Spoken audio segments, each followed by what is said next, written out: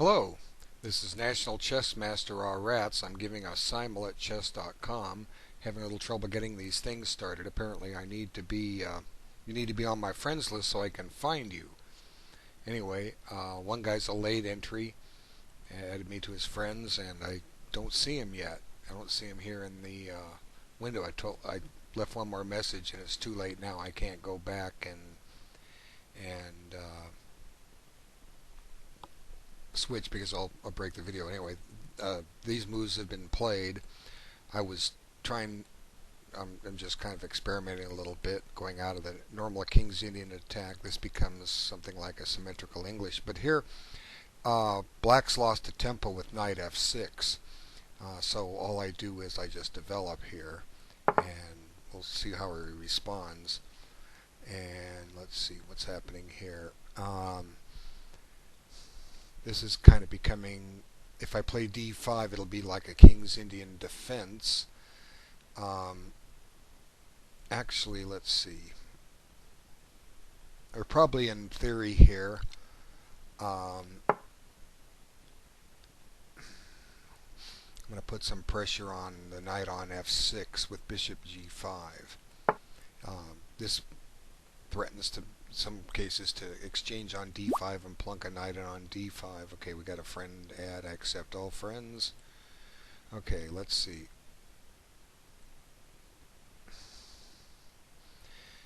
Well, I don't see anybody else here in live chess. I made a list of who's on the list of the simuls, and I don't see him. You know, I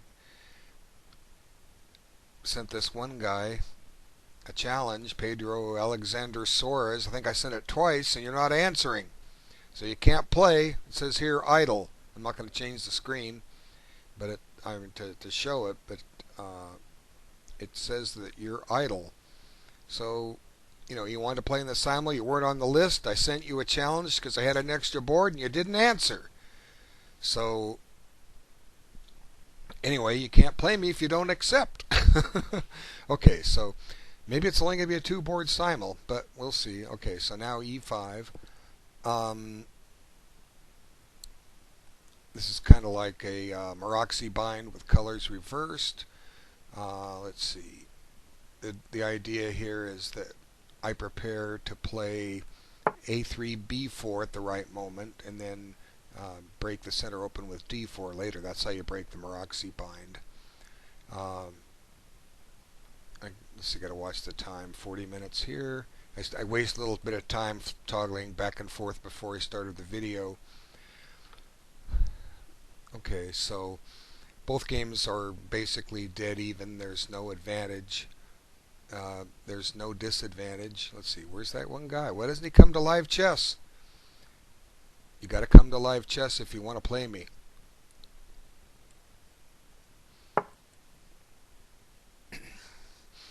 Okay, so now we just go ahead and take the knight. We don't mind. I don't mind giving up this bishop.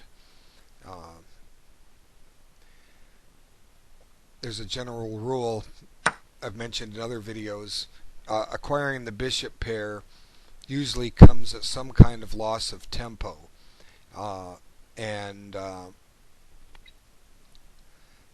this has also created a weakness in his position slightly, his kingside. d5 is a little bit weak. I'm not sorry, d5. g6. I'm pointing the mouse at g6. I'm thinking about playing knight d5. That's dyslexia for you. I think ahead of myself sometimes. So, how to exploit something like this? Well, the main way to exploit is to develop. Okay. Now there is a threat on my pawn on d4. It's not covered. So what I need to do first is deal with this pawn on d4. Now, there's interesting thought here. How do I deal with this? There's three ways. I can push, I can exchange, or I can protect. Okay. Now, the drawback with pushing, it doesn't mean it's not the best move. But let's talk about each. If I push d5, I've shut in the diagonal of my only remaining bishop. Okay. If I take on e5, then I have potentially opened up the diagonal for his bishop, but not necessarily. Let's see. D takes e5. If he takes with the pawn, I can play. Um, I can play knight d5, and or I could play e4. Well, e4 shuts in my bishop again. I play knight d5.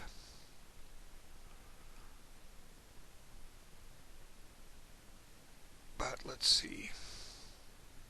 The other thing I can do is play e3. I'm sorry I didn't finish my thought there. I was just kind of trying to figure it out. e3 to protect the pawn. I'll come back to that other line in just a second. And if he exchanges, he's got some activity on against d4. He's targeting it with a knight and a bishop, and uh, I'm kind of tied down to holding on to it. Uh, I do kind of. There's some reasons I do like the move e5. I'm sorry, d5, as opposed to exchanging on e5. Um, it picks up a tempo, grabs some space. His knight goes to e7. Then I can develop my queen to d2 with tempo, attacking a pawn. What's my follow-up after that? Well, objectively, it's kind of like a King's Indian defense now. Well, it is, and I need to continue grabbing space on the queen side with b4 with the idea of c5. So then I have an active plan going on the queen side, and normally what he's going to do is play stuff like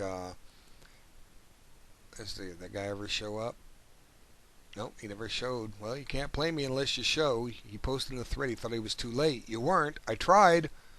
Okay, anyway, d5, knight e7. Now he's getting ready to do his kingside pawn. Oh, there, somebody accepted. Okay, good. He accepted. All right, that game's going.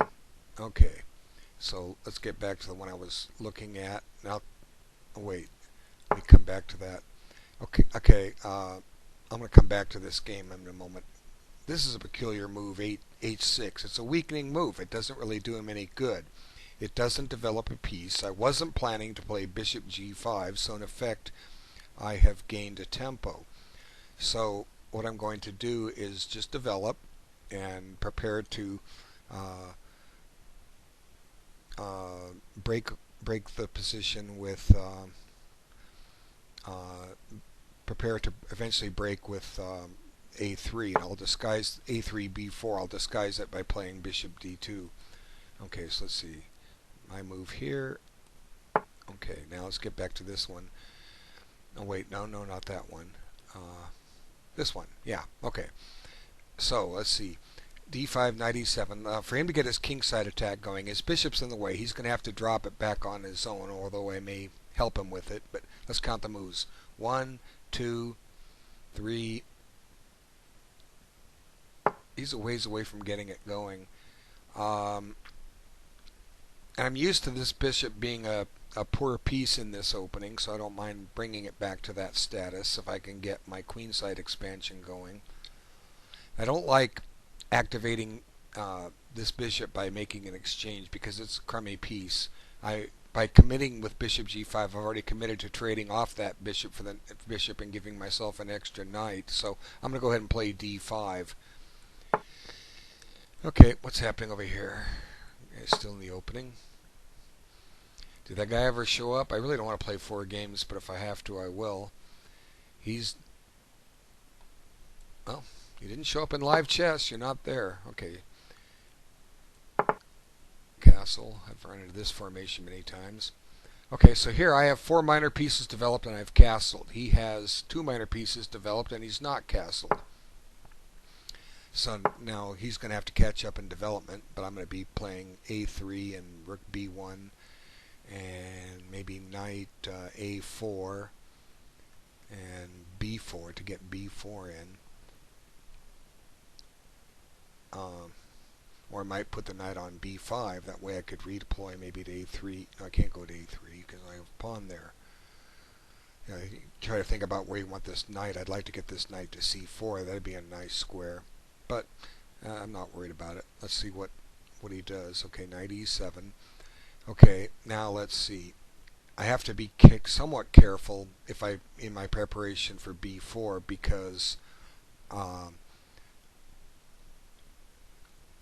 there may be some tricks where this bishop gets activated. So now his knight's not poised to get to c5. So let's see. I was talking about developing the queen to d2. That would guard the knight. But if I play e4 right away, then I shut that bishop in, and I make him find bishop g7 on his own. Then I don't have to put my queen on d2 to gain the tempo in h6. So e4, bishop g7, queen d3. Now he'll play f5. Okay, now I play b4. And I don't care if he plays f4 or g4. I'm getting ready to do my break. So this takes away the f5 square from black. So I'll play e4 here.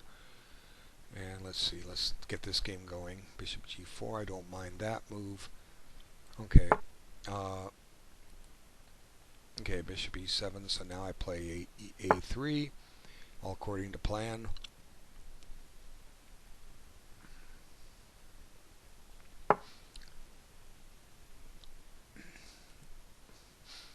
Is he going to castle queenside? Well, I'm going to mix things up a little bit. If you want to castle queenside, you're going to castle into some open lines. So I'm going off the normal King's Indian attack where white plays the same standard set moves to begin with. I'm just going to break away from it. I've actually broken away from it in all these games. And sometimes it's important to do that. This gives you, sometimes you just get some options like here I went into the, let's see, yeah, I offered a Benoni reverse type position. It ended up a symmetrical English, and where black has lost a couple tempos. His h6 move doesn't help him at all. My move over here, no, it's his move. Okay, I don't know why it was yellow up at top, but anyway, the idea of me playing c4 here is to open up some lines. See, it seems to me like what black is trying to do with this strategy is he's not making any steps to castle kingside. It doesn't mean he won't castle kingside, but he hasn't made any early approaches. So it's telling me he may want to be developing his queen next and then castle and try and launch a pawn storm. Well, what I'm saying is, okay, fine. Well, I'm just reminding you right now that I'm going to run a pawn storm on you too. And I'm ready to open up some lines against this king. I'm ready to open up that c file. So let's see what's happening here. No, it's still my move. Still his move. Okay, it's still his move. See, being yellow doesn't always mean it's your move. Okay, so here I've given up the bishop here, but I don't mind. My bishop is not the greatest here, but then again, if the light squared bishops ever get traded, then I've got a good knight against a bad bishop. So sometimes this is one thing to keep in mind when you give up a bishop for knight. If you can trade the remaining bishop, what's the pawn structure look like? And here, if you take the light squared bishops off, the queens and rooks, white's got somewhat of an advantage simply because his knight will be a little better than the bishop. Okay, sounds like I have a move here. Okay, he castled. Okay, so now do I declare my intentions with rook b1? Of course, you can play a5, but then that gives me this whole of knight b5. Yeah, play. Whoop, look what I've done to the colors. See? Don't know why it's doing that. Don't do that. There we go. Okay, rook b1. Okay, so let's see. He's still thinking. He's still thinking. Good, got them all thinking. Now, did that one guy ever show up in live chess? Nope, he's not there. Sorry. Well,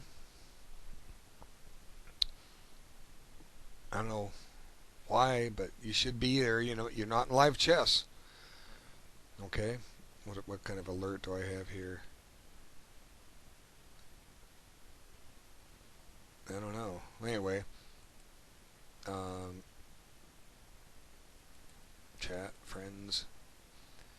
So today, some people that weren't on the list got in because there was opening. You know, there's always going to be an opening. You're just going to have to bear with me. I'd love to give these things uh, every day, but I can't. Okay.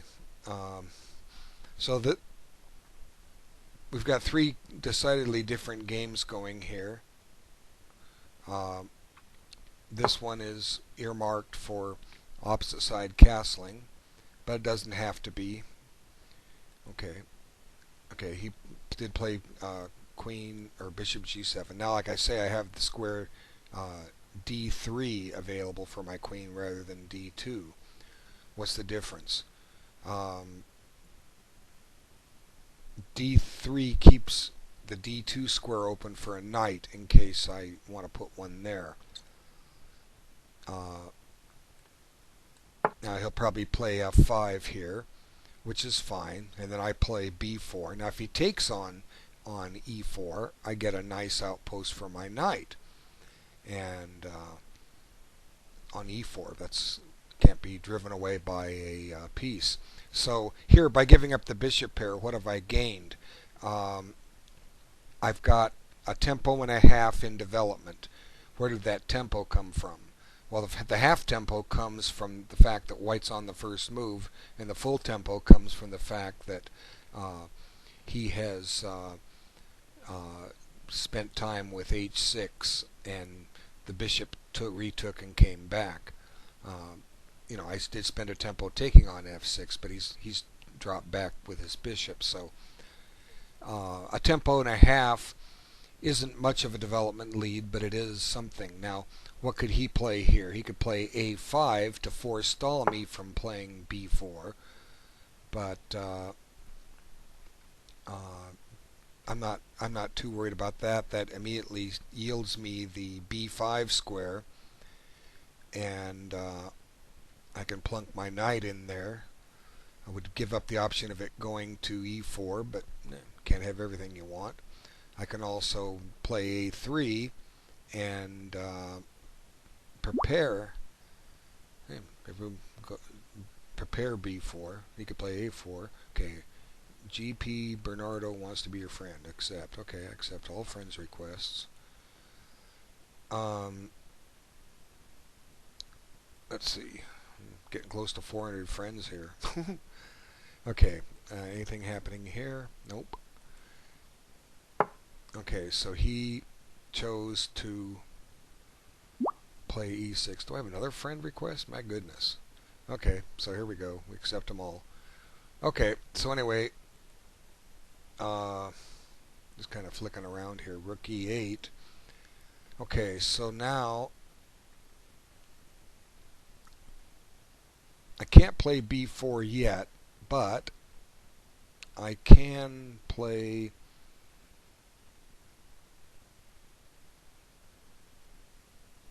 Where do I want to put my knight? Knight a4.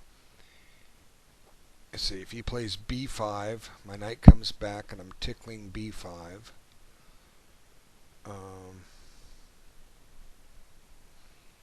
The theme is to break with b4 here. If I play knight a2, he has bishop e6 tempoing it. Of course, knight a4, if he plays b5, his pawn's a little weak. I come back to c3 and I'm on it. And he could kick. That's alright. I can also, let's see, queen a4.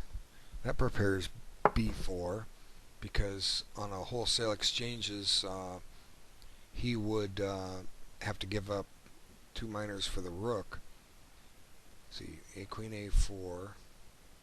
He develops a piece, bishop e6, b4, takes, rook takes, queen takes. He's got 2 connected passed pawns.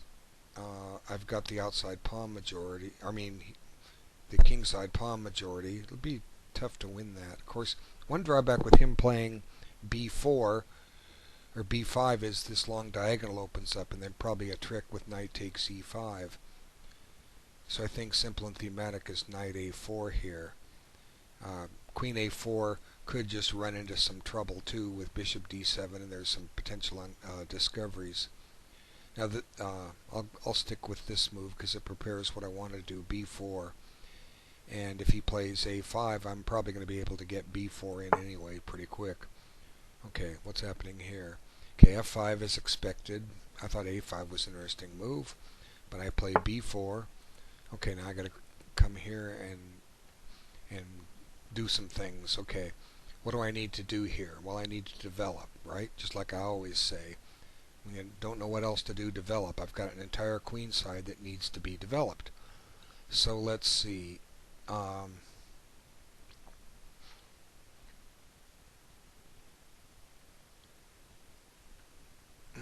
can play queen b3. That tempos a pawn. It would lead him to play queen c7 or queen b6. If I play knight c, well, knight's usually going to d2 in this. I'm going to play the knight, and I can get this bishop into play later, just like I often do with the King's Indian attack. Okay, knight a4. Did that one guy ever show up?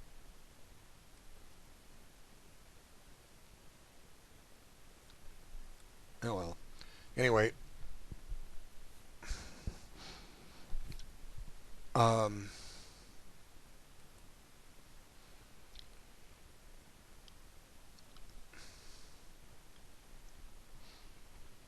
so here I've got queen and 3 minor pieces developed, and the rooks are connected. He still has to develop his queen, his bishop, and his rook on the queen side.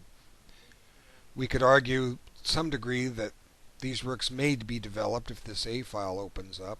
For instance, if he played a5, a3, takes on b4, he takes on a1. Well, he's given up that rook and given me control of the file.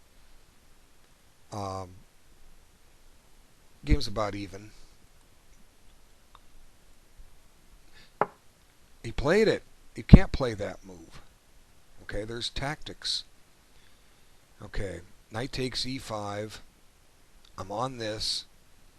If he takes,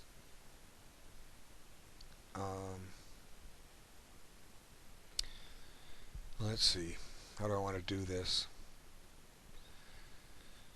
He's on my knight in the end, so that might work out for him. I don't know, probably would. I don't really want to give up 2 pieces for the rook.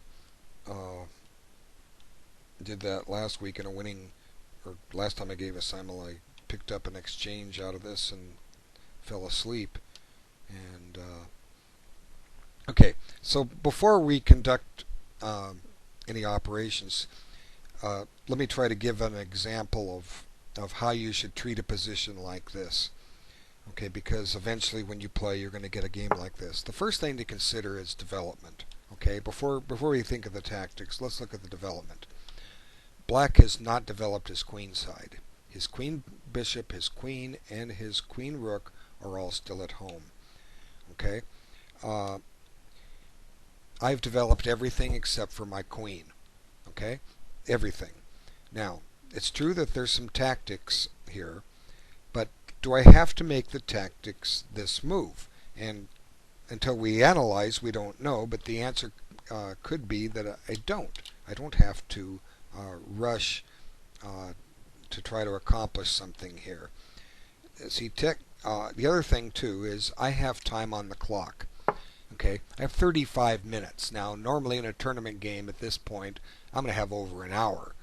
And you don't need an hour to solve a position like this. You only need a few minutes. But let's just remember that. There's no rush. No rush at all. Okay, so the tactic is on this loose knight on c6. So what I can do, for instance, I can play knight takes e5. Now, this allows him to play knight takes e5. Now I play bishop takes a8, and then he can collect the pawn on the knight on a4. Now, I really don't want to give up two pieces for the rook. I've given up both my knights for one of his rooks and a pawn. His pawn on a4 is weak, uh, but can I do better? This is the burning question. Can I do better here? What are my alternatives? So even though that should be a satisfactory position for white, let's see if I can do better. Okay? And this is how you want to approach things. You want to say, can I do better? Because if I move the knight can go back to c3. The threat of knight takes e5 has returned, and there's also a threat on the pawn on b5. So uh, this might force him to play pawn b4. Now he's attacking my knight. Now, it might be a mistake for me to play knight takes e5 in that position, because then he can take the knight on c3 and he's attacking the bishop on d2. So I either have to move the knight, maybe back to b4 or a4, or uh, capture the pawn. And I kind of like putting the knight back on a4. Why do I like that? Um, it invites him to play b takes a3, and when I take back with my pawn, this isn't forced, but I like it because now my rook's on the open file. He's got an isolated pawn on c5 that could become a target, and I still maintain the threat of knight takes e5. Okay, and but he doesn't have to take on a3. Okay, there's nothing making him take on e3. He can stop and batten down the hatches, so to speak, and play a move like bishop d7. That secures the knight on c6 to the tactics that could be popping up. But then I get interesting moves like I got queen. Well, I don't want to play queen c1 because he might throw knight d4 in and threatening a fork on e2. Rook c1 pressures c5, and you might have to play queen a5 to guard that, and he's slowly but surely getting his development back. So I don't know. It's an interesting position. Uh, like I say, I can always take on e5, uh, and his pawns will. I'll give up my two knights for a rook, but his pawns will be messed up. Let's see. Knight takes e5. Okay, he takes on e5. Now I grab the rook. Okay, I grab the rook on a8. He picks off the knight. And now I play queen takes a4. Now I'm on his pawn on a7 for what it's worth. My rooks are connected. If he plays a move like bishop h3, attacks my rook and my bishop, I must drop my bishop back to g2. He takes on g2, I take on g2. He gets queen d5 check in.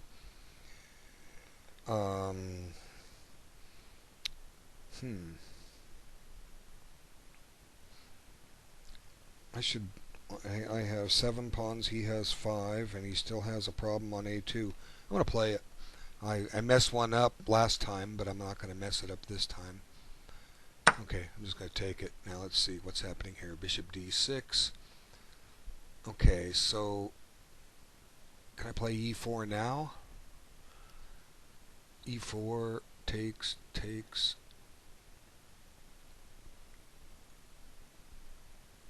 Yeah, I think I can play e4 here. Normally the pawn's on c3. I've given up control of d4, but his knights need a lot of maneuvering to get it. I'm going to go ahead and try it.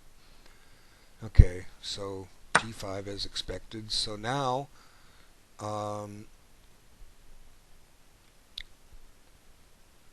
go ahead with c5. Okay.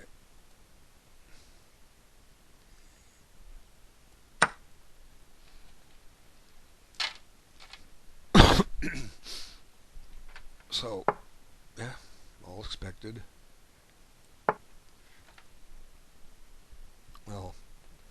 minus the fact he hasn't taken my knight yet, but he will. There he did. Now, I don't have to take that pawn. It's not going anywhere. But I'm going to go ahead and take it. Okay. His move. Okay, he did castle kingside after all. Okay, so now am I or can I threaten any kind of an e5 push? He's covering it twice and I'm pinned, so first order of business is, if I'm going to try that, is get the queen developed, get it unpinned. Okay. Did that guy ever show up in live chess? No, he didn't. Okay, so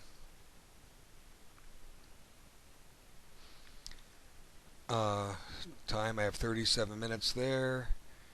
I have 33 minutes plus here. I have 30 minutes there. Okay.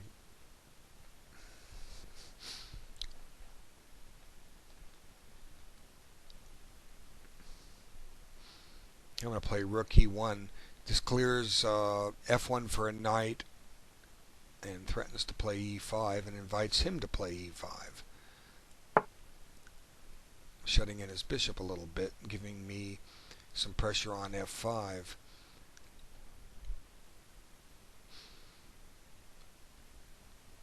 Okay.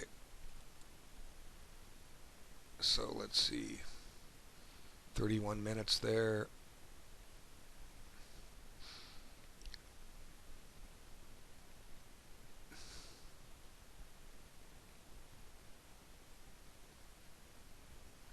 So he has two knights for the rook, and he's given up a couple pawns too.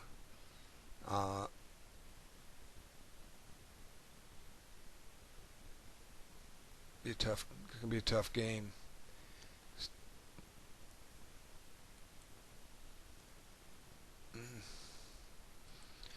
Not much is happening.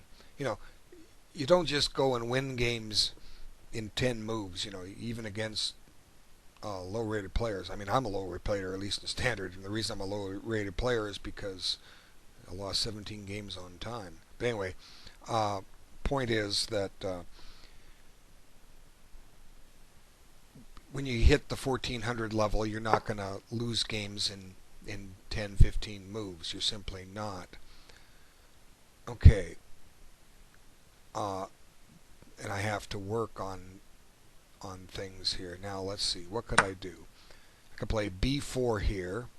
He could pin with rook b8. And if I want to take here, he gets rook, queen takes, rook takes, rook takes. I'm going to grab this pawn down there. I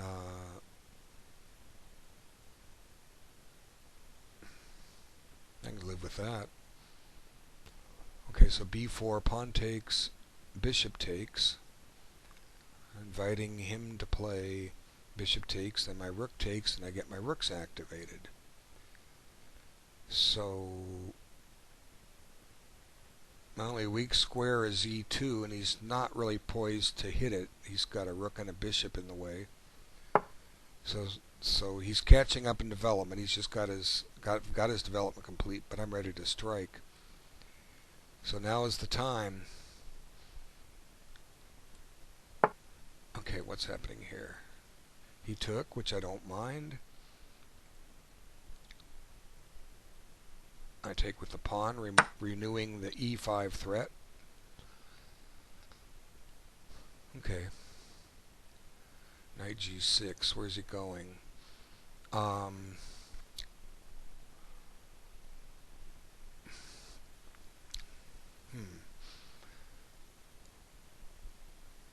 Okay, so this is the point when I get on the C file, and I want to take on d6 and bring the knight into b5, get ready to pressure him on c7. So let's see, how do we do this?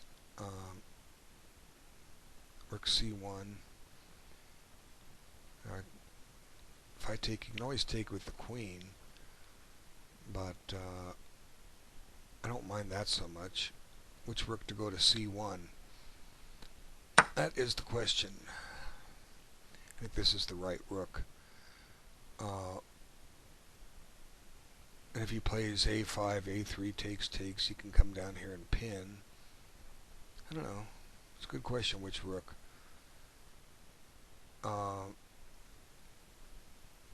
He's long, he's maybe playing knight f4 at some point. Not yet. Not anywhere close to yet. Yeah,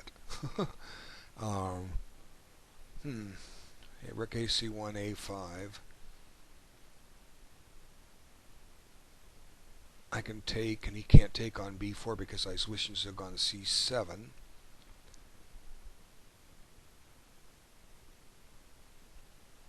Yeah, I think it's this rook. You need to keep a defender near the king. Okay, so rook c1. It's his move still. He took. Okay, that's fine. This helps me get my development going. Clears the square for my... Okay, my knight comes here. This covers d4 a bit. And my bishop on c1 now has a diagonal. Okay, that one's done. Now e5, shutting in his bishop. Okay, so I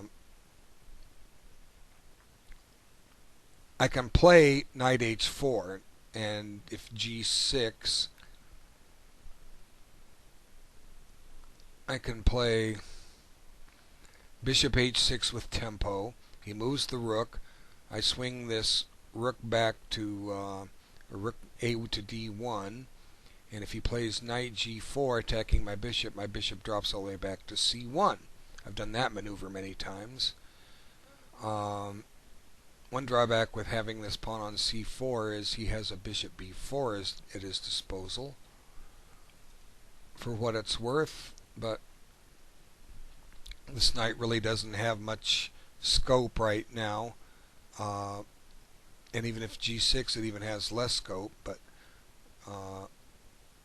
this is thematic. So knight h4 for the reasons I explained. Okay, that game's still going. This game's still going. I've time 33 minutes, 36 minutes, 29 minutes. Okay.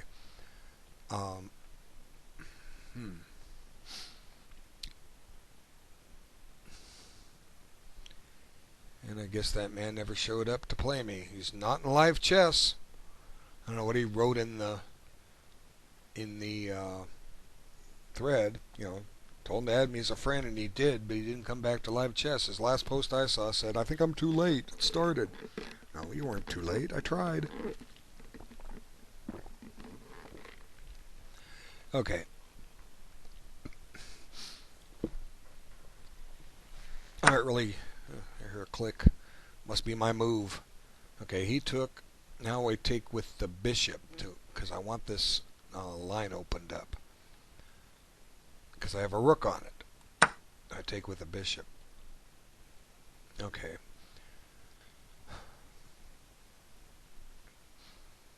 This is all done to activate my rooks. Oh, okay. Queen trade is fine with me.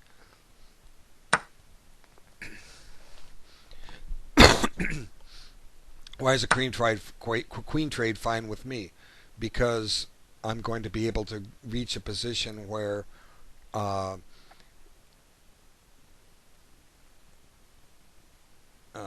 do I say this? I'm going to be able to reach a position where he can't necessarily attack me because my king's just a little loose here.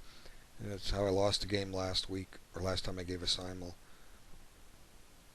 I was actually up the exchange, and I had to give back a piece. I was down 2 for the rook, and just fell apart.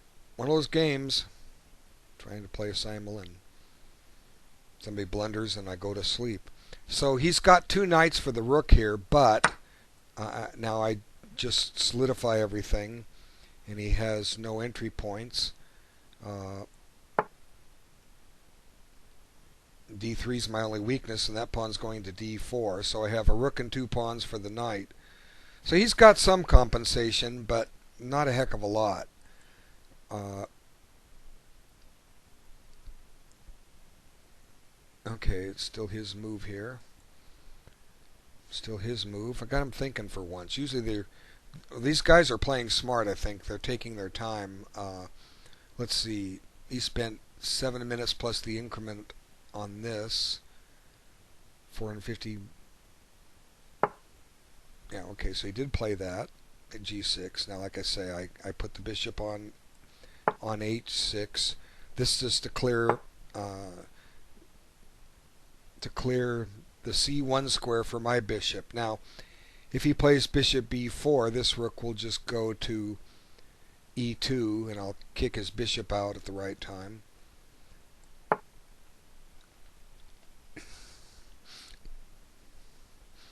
So I'm not doing a heck of a lot here with my pieces, but then again, neither are his. I'm just more or less following the themes of this opening, and what he needs to play is knight f6, knight f8, e6, and get the knight into d4. It's one drawback of my c4 push. Okay, so he's attacking that pawn. I'll just cover that. Is it my move here? Yes, okay, queen f6. Okay, so now he's putting all stops out at the king side attack. And I'm going to be doing the queen side attack. Next stop, knight b5. If he takes with the queen, knight b5, he can take on b4. I don't care. Maybe I should. He's on e4. Okay, so now knight b5. Now I'm ready to infest the 7th rank with a rook.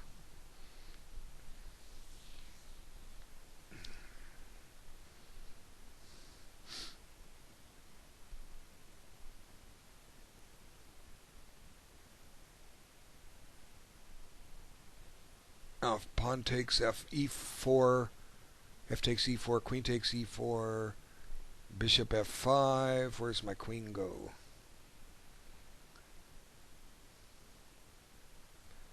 Probably e3.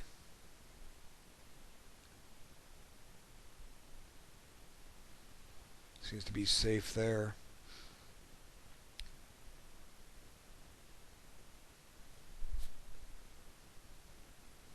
Okay, what's happening here? Okay, does his knight have any activity here? I've covered, it's kind of neat, I've covered all the key squares. He can't put a knight on b4 or f4 or e5. So the next step is to develop this rook, which I just done.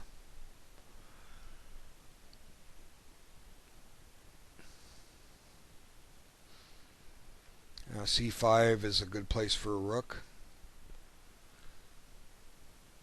And at some point I may be able to advance my pawn chain up f3, e4, and d5. Certainly some of this is possible. e4 gains a tempo, but knight f6, he's got a knight on both pawns, so I can't play f3 right away. But ideally I'd like to get that pawn structure moved up a little bit, but it's perfectly fine where it is right now. There's no hurry to get it going. Okay, so let's see. So he played knight e8. Okay, that doesn't really help him much. Like I was saying, he needs to get a knight into d4. So let's see.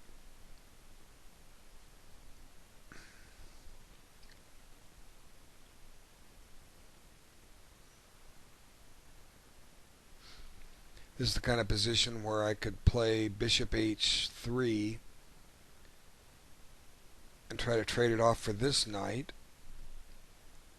on d7, because that's the one that he wants to get to to f8, e6, and d4. Although I can cover that fine. By playing c4, I've lost that option. Bishop h3 has a tactic. The threat is bishop. Well, I take with the rook. If he's taken with the queen, he's going to run into this. This might be just a time to make a preventative maintenance move. A3. Um,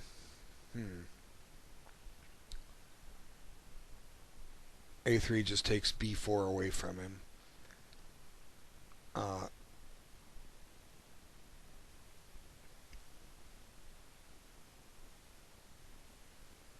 Where's that knight going?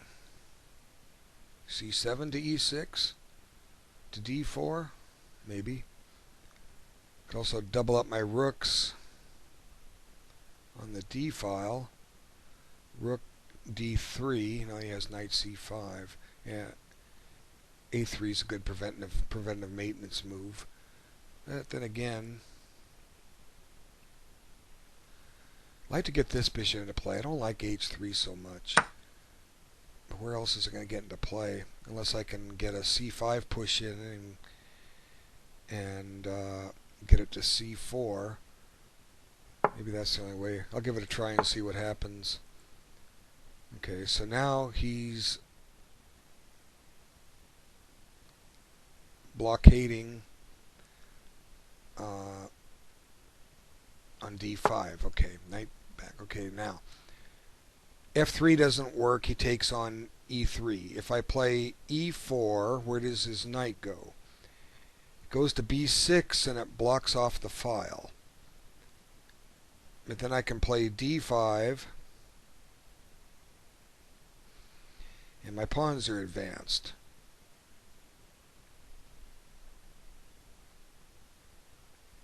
I could play F5 and get some counterplay on him, start isolating him. I don't know, I'm in no hurry to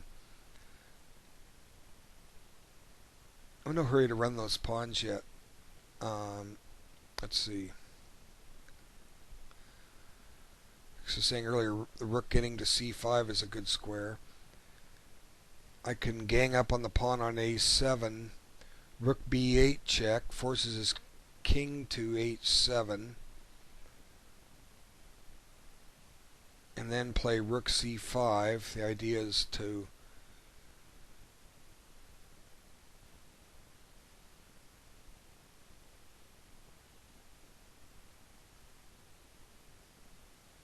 what is the idea? I know what the idea is, I just can't say it. The idea is to put one rook on A8 and one rook on A5, but he can put a knight on B6 and stop me from going to A8. Do I really need to drive his king over there? Well, it can't hurt. Let's see. Maybe rook B8, king H7, and then play king F1 myself to get my king closer. But then he can play king G6. He can come around that way. Rook B8 check, king H7, rook C5. That ties him down slightly. He's got D5 doubly protected. I can eventually wrest control of D5 away from him. I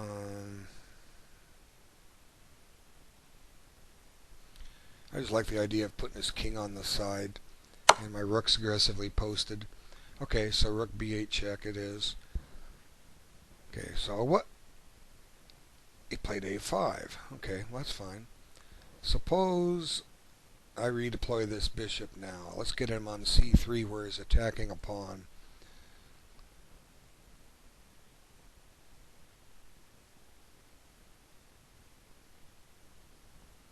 And I can prepare B4 and C5. See how he reacts. Okay, he played there. Now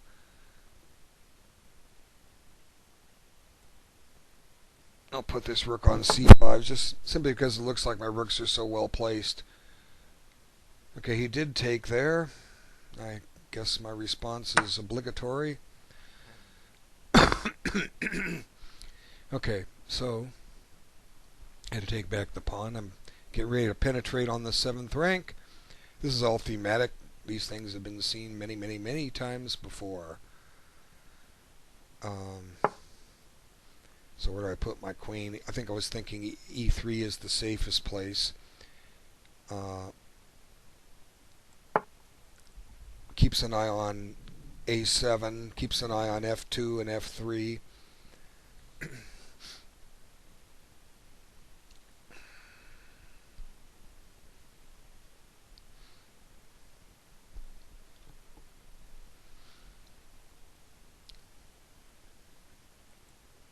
Anyway,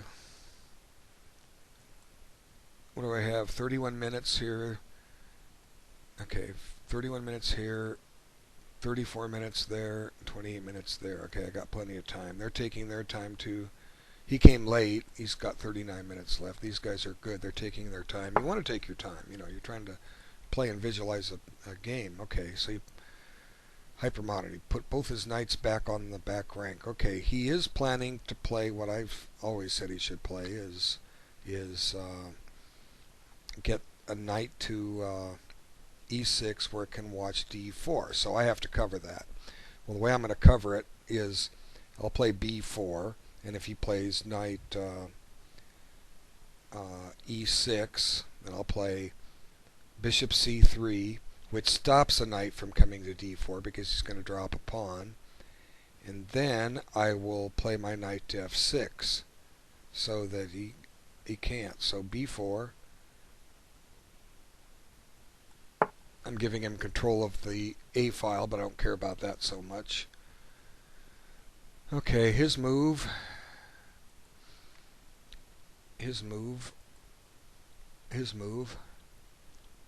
Oh, I'm giving up a pawn here. There's a queen on e7, but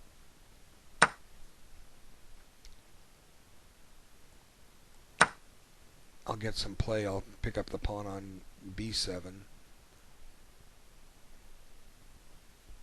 My idea here is to play c5, and anyway, it'll work out one way or the other.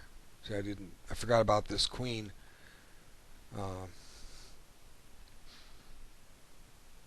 And I often overlook simple things simply because I don't take enough time, and you don't have a lot of time when you're giving a simul because, you know, basically I'm playing a 15-minute game.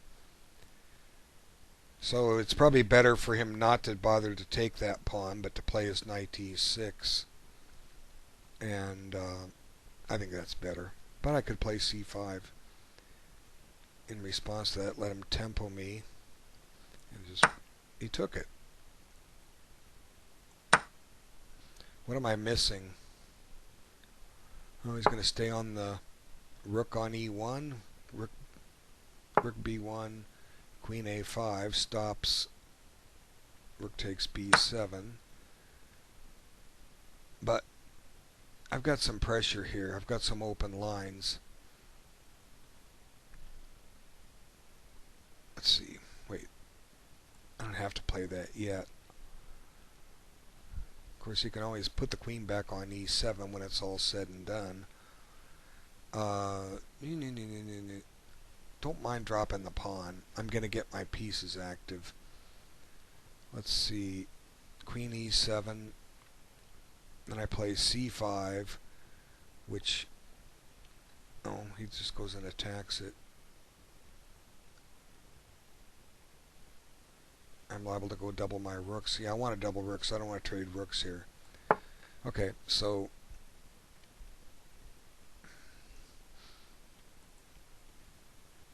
Okay, now he's made a weakness on his pawns. Okay, can I take advantage of that? Yes and no.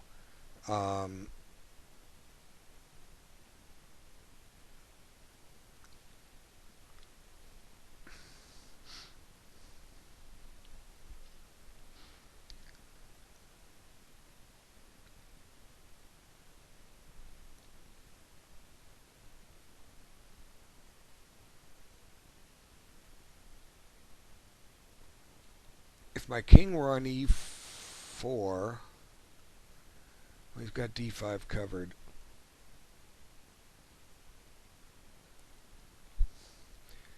b6 is a good square for his knight. How about if I put that pawn up on a5 and just keep my rooks where they're at? Now, if knight b6, I play a5 again. Yeah, that looks good. Okay, so he played a6.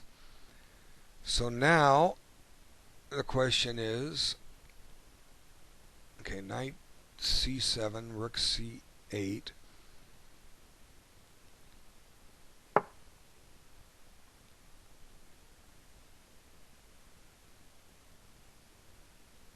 There's some eventual potential tricks on with a knight e6 idea that, but knight a3 allows him to play a rook to the c file. He tries to counterbalance it. I think the theme here is to play knight here and just leave it there where it annoys him. And I have possibilities to play queen b7 at some point. Okay, he played a5. Well, that hangs a pawn. Well, it doesn't really hang a pawn. He's got knight c6. But he's made a weakness. Now, how can I take advantage of that? Here's one way. Rook back to b5, okay? See if his point is if rook takes knight c6. But what if I just do this?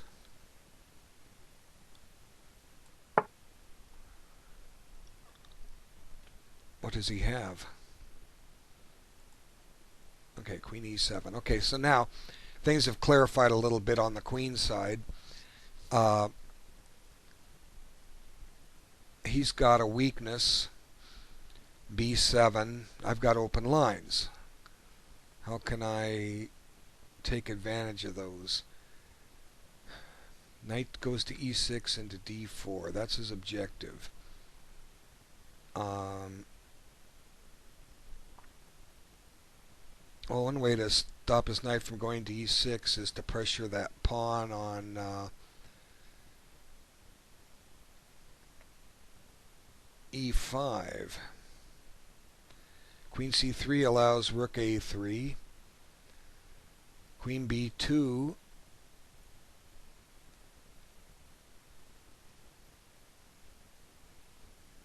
Don't want my queen in front of my rooks. But I'm going to start pressuring e5. Try and create some weakness in his king position. Okay, let him think about it. See, objectively, what I'd like to do is I want him to deactivate this rook and play it to b8. Okay, this is what I'm trying to do. Now, the smart thing for black to do here is just play b5. Why b5? Trade off the pawns, leave pawns on one side of the board. But white still has winning chances in that. It's just a little tougher.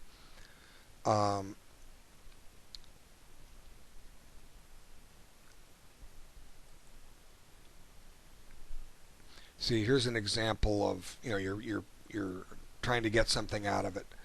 All I did was improve the position of my pieces. I was going to push this pawn up to a5 to take b6 away from him, and then maybe consider going to a6 and rook to b7. But here he's relying on a tactic that if I take, he plays knight c6, but I've just given him some problems here. Okay, so rook c8. Okay, now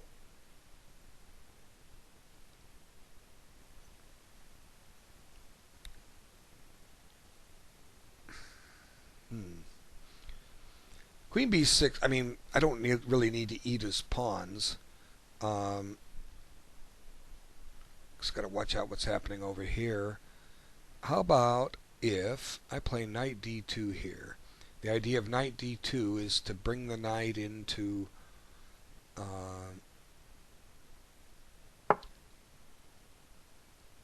e4. Let's see. How much time do I have? 25 minutes. I'm going to think about that. Let's see what he did. Knight d6. Okay, so I don't think that helps him so much. He's on this pawn, but I can kick it. You can go to b5 and block the file. But this is the point where I've got to develop this, get this bishop back in the game. I say I'm wanting to get it developed. Bishop f1 clears as g2 for my knight, gives my knight some new ways to get back into the game, and we'll prepare to, if I play c5, it'll keep his knight out of b5. This is the move, bishop f1. Okay. Now, here he's just losing. He's just losing a material. I'm just going to take this knight, and then I'm going to be 2 pawns ahead in a rook and pawn ending. Okay, so I could have taken the pawn too, that one, but just being 2 pawns up in a rook and pawn ending works fine. Okay, so let's see. Knight d2 is that what I was thinking here? Knight d2. If he piles up on my knight, that's where I have knight e6. He takes and I take, and no, he's going to have some problems here, I think. He can't. He's going to have some back rank problems. Okay, what to do here? Let's see. I kind of like the idea of knight d2. It just smells right.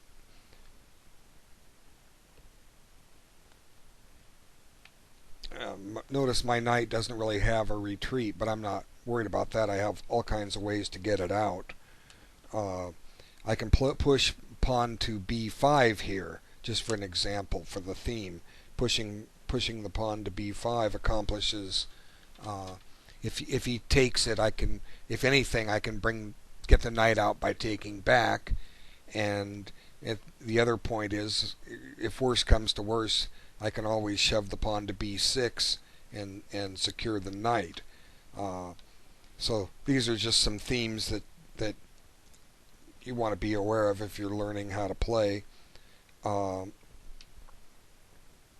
Okay, so learning how to play well. Somebody took a piece somewhere. Let me just look at the other games real quick. Okay, so they're good. I did deactivate his rook like I wanted, and I'll come back to that. I think c5 is looking pretty good. Where's this knight go? Back to e8. That's fine with me.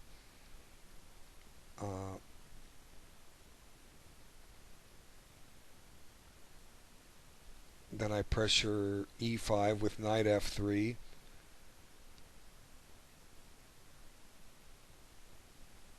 Of course, you can take on c5. Maybe I should hit knight f3 first. Knight f3, f6, c5. Of course, that clears f7 for this knight to get rid of some of the checks. So there's something to be said about c5 first. Interesting choice, but I need to, let's just get some moves done and come back to this.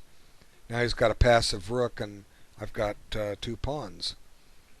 So when his king is a little out of play, his remaining pawns are weak. So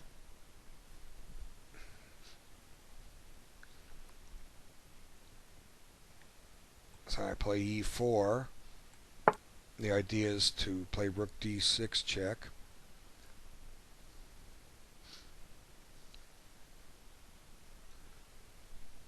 Okay, let me get to this game because I got to figure out what to do here.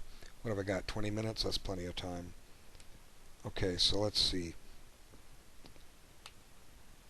I often have to flip-flop in these games and I forget what I was thinking.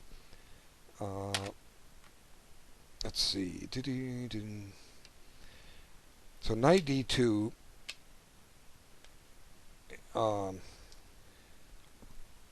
If he plays rook f7, then my knight, I have this Zwischenzug, or not really Zwischenzug, I have the move knight e6. Now he's got a, he can't, well, he can take the bishop first. I mean, he can take the knight. Bishop takes, because then he's guarding c8. I take on e6. He takes with his queen. And he's covering... Oh, no, this doesn't work. Because I play rook takes c8, queen takes c8, then I have bishop d5, pinning his rook. Okay. And although he has a pawn, he's going to lose a bishop, or a rook for a bishop. So, on knight e6,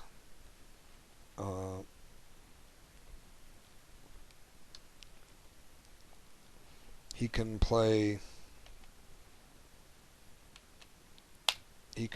rook takes c1 first, if he so chooses.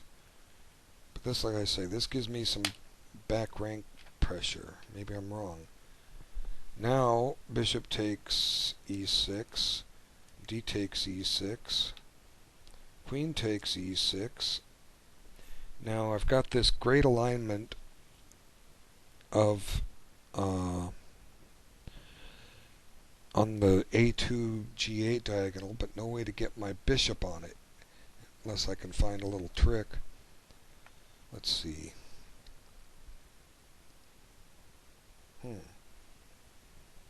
Queen b6. He might even gobble on a2 and tickle the knight on d2. So he's not threatening the knight on c7. He's just threatening to threaten the knight on c7. So my knight d2 idea might not bode the best. Let's see.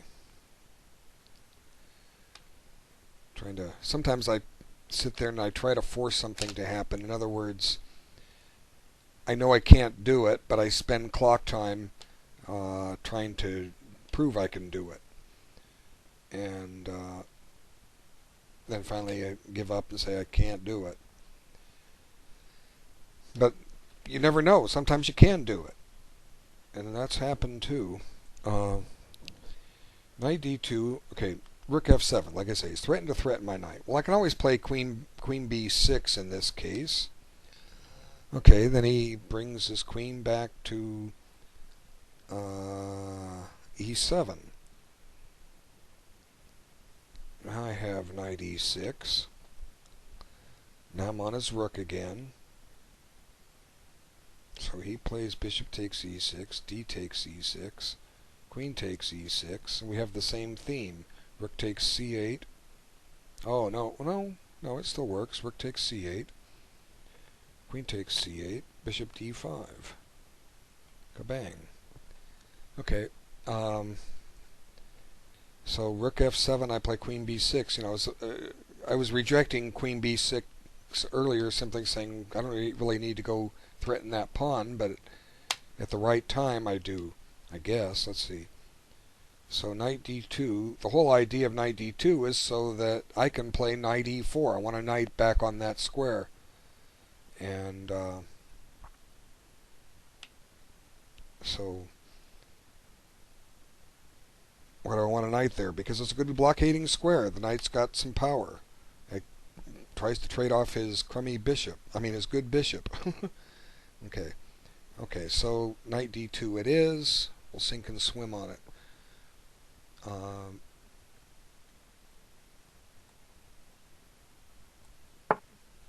I think this game ended. Let's see.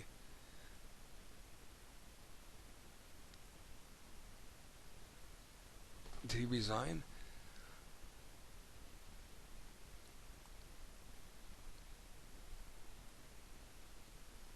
He did resign. Okay, so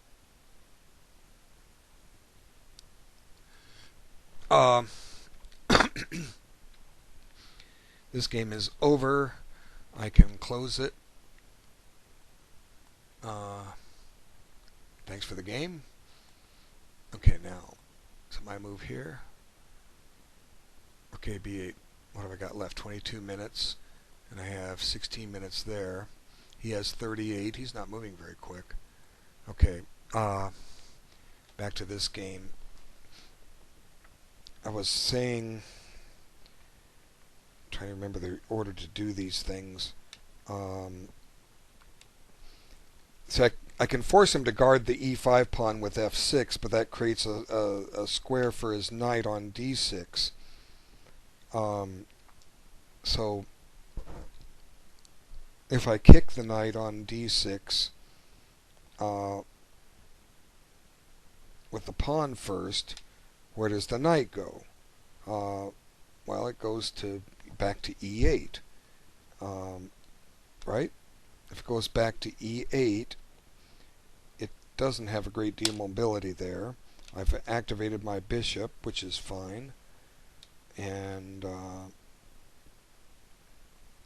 let's see. So there's two ways to do it. c5 first, and c5 first, and then knight f3 first. Okay, so knight f3 allows f6, and then on c5 he has the square f7 at his disposal. Although I can play bishop c4 and pin it. And c5 hangs. Okay, so let's do it the right way. c5 first. Now, where does this knight go? If it goes to c8, it doesn't really have a lot of scope. So I'm going to put it on e8. Now, my pawn on c5 is hanging. So rook c1. Now if he plays knight e6, I can grab the pawn on e5. If he plays knight d7, now he's on c5, but that's okay. He's reduced his rook's mobility. And I just put the queen on b4. And then I'm getting ready. Well, no, I put it on c3. That way I'm keeping pressure on e5. Of course, on b4, I'm planning to go bishop f4. Well, I think c5 is the move. Okay, what's happening here? He played rook f7. Okay, so what was I saying? Queen b6, right?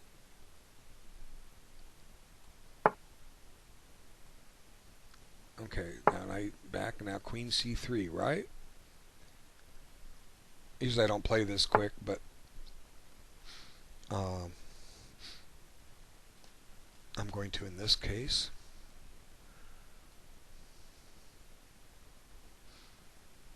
Well, I was supposed to play rook c1 there. Well, it's okay. This has the added plus that it gets my queen off the b file. I didn't want the didn't want the queen in front of the rook. Okay, so now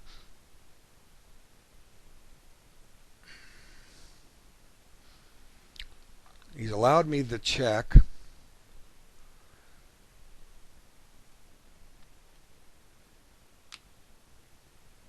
If I want it. Where's he going to put his king? h8? Or is he going to block it with a knight? Well, it's pinned. I just bring the bishop back to e2. a2 rather. Yeah, I'm going to give the check here and see what he has planned.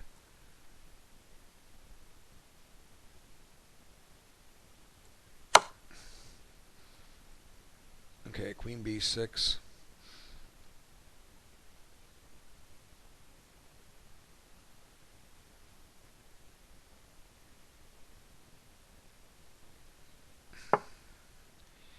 He pinned my knight. A move I overlooked. Well,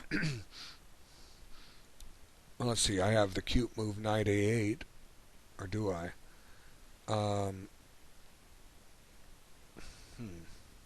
Did I drop a piece here? Did I drop a piece here? That is the question. Not necessarily.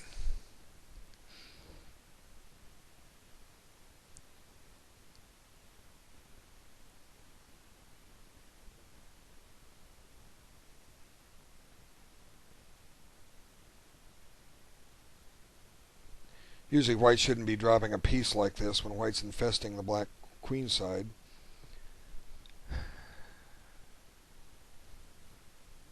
But the knight's thrice attacked and twice defended. How do I get another defender there?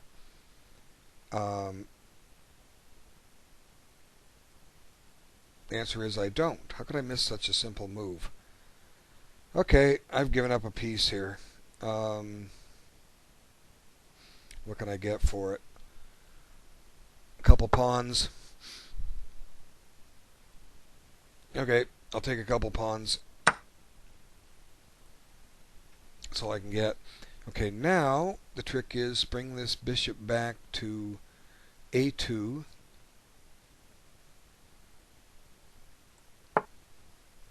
So the b file is clear, and the possibility of operating with my queen from either b3 or c4 against his king could come into play. Now he's threatening my pawn. So let's see. If I play queen c4, let me get this move out of the way.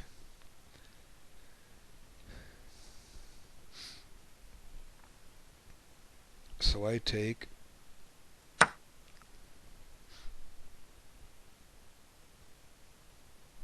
okay.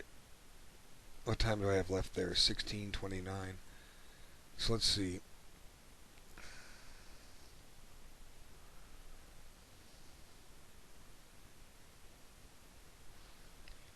If I play queen c4, if he plays knight takes c4, I have queen check.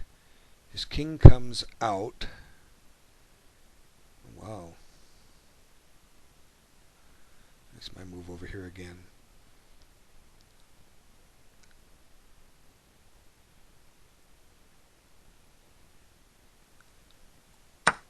Okay, so I got 2 pawns for the piece. Not enough, but I got 2 pawns. So I got some nuisance value there.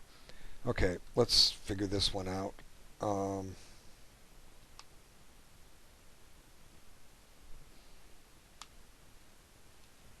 See, that last game is an example of me moving too quick. I should have seen. I didn't even consider the idea of queen coming back to d8, mainly because I didn't spend a lot of time evaluating it. I'm not a quick player, but if I take my time, I'm extremely solid. I mean, the proof's in my title. Okay, who needs time? I mean, who needs to prove that you can do something quickly? But in a simul, you have to do something quickly. But then again, the whole idea of a simul is give these guys a chance to learn something. Now he has to win that game up 2 pawns, so the heat's on here. Okay, if I play queen c4, the most obvious thing to see is can I checkmate him if knight takes c5, queen g8 check, king h8, king h6. Now what do I have to go after his king? And the answer is nothing. He's covering... Oh wait, I have a trick. I don't see any way to combine things. See, the trick is knight f5 check, which forces him to open up the g file. Otherwise he drops his queen. G takes. But I don't have a follow-up, and I can't see how to get a rook into play. Okay, so let's forget about checkmating him. It was nice to try. So let's just concentrate on this position from being a pawn down with positional compensation. Okay, he's trying to occupy d4. Well, we let him. Okay, or do we? Let's see.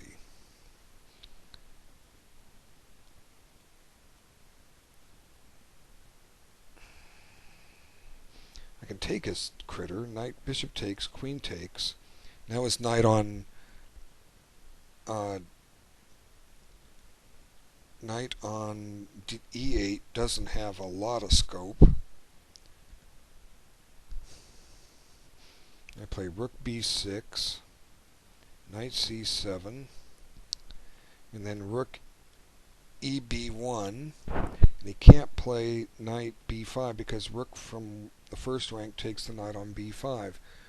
So since his knight's threatening to get active, this is the time to take it and keep the pressure on. Okay. Did he move? No, he didn't move. Okay, he's got 16 minutes left. What have I got? I got the same. Okay, so what was I saying here? Oh, yeah, rook b6.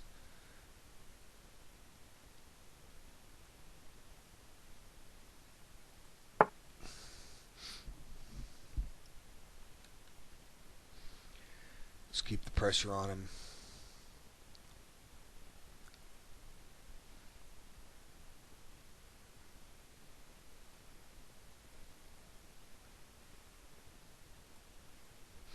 So I'm a pawn down here, but he's under pressure, so that's about all I can ask for. Okay, let's see. I hope he doesn't fall for it. See, he played knight c7 kind of hurriedly here. Knight b5 loses a piece. I saw that quickly.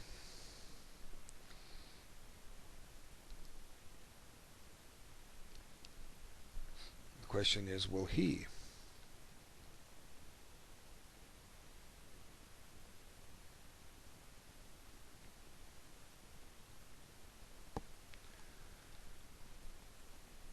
Okay, so now he's not threatening my knight because, oh yeah, he is. Saying I'm on his rook, but I'm not. How about if I play knight b3 here? That safeguards the knight and intends rook c1.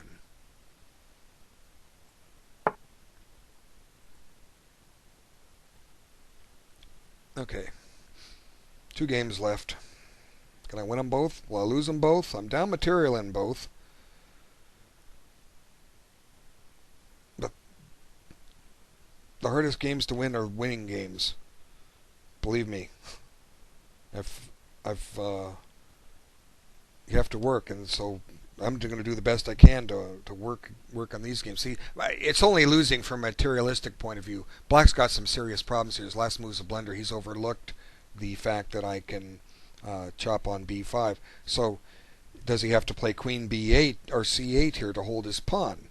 Well, maybe, but then unless he can generate some counterplay with his rook and get that knight active, he's not going to go too far here. So queen c8. If I triple, queen b3. Well, no, they can get knight b5 in.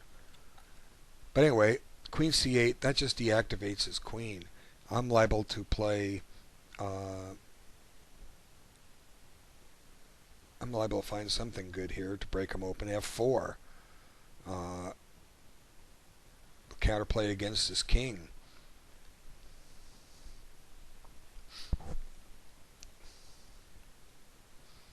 Okay, what do I have left here? 18 minutes. He has 37 minutes. I have 17. He has 14. The Simul is now an hour and 24 minutes long. Okay, he played there. Ooh. Rook c1.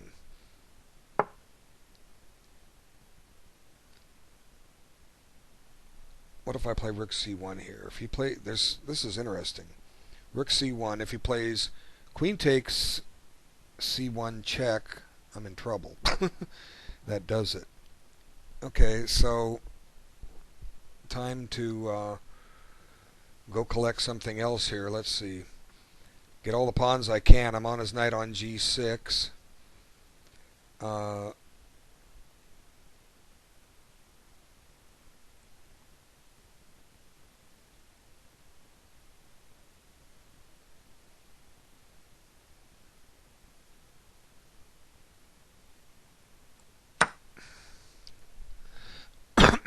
Mercy, I'm missing all kinds of things over there. Okay, so queen c8, deactivating the queen. And as I was saying, f4 looks good. Just try to start opening them up. Opens up the F file. I can swing back over to that really quick. F4. I'm getting ready for all kinds of possibilities.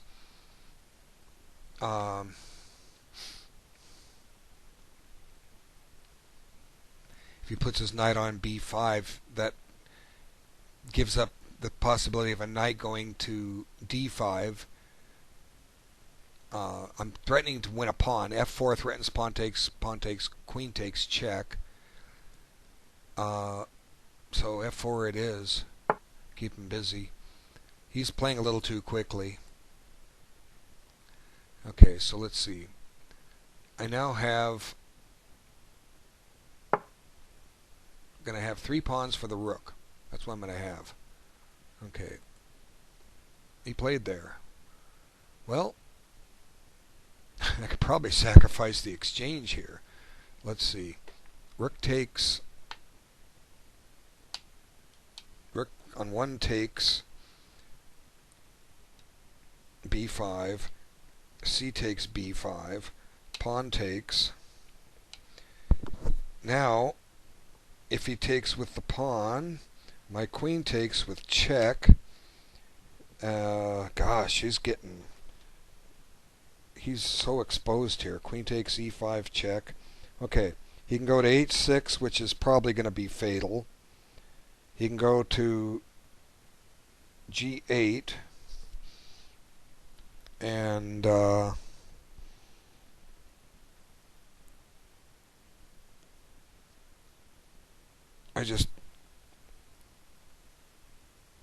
chances are I'm going to have some kind of pressure here.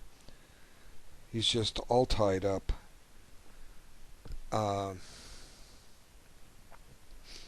Let's see. King g8. How do I crack this open? Knight takes g6. And if h takes g6, rook takes g6 check. That should do it. Okay, I'm going on intuition here. Rook takes b5. Okay, so he took my critter. My poor critter on f1. Okay, that's fine. I'm on his knight.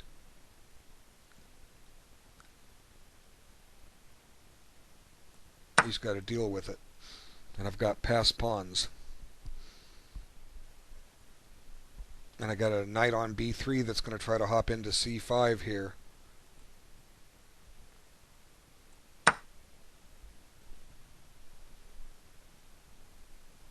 Yes, he has a check on d1. I don't care about that. So if this combination works, it just shows how you can't sit and play defensive chess and hope to protect everything, because you go into defensive mode with every single piece you have. A tactic can bite you.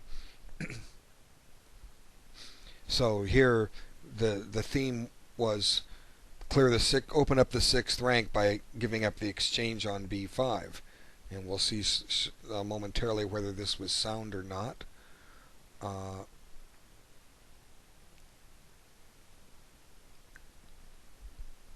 We'll see how he plays it. He's got to figure it out, as does my opponent here.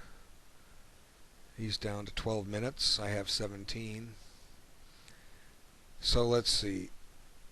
This knight on c5 wants to run into e6.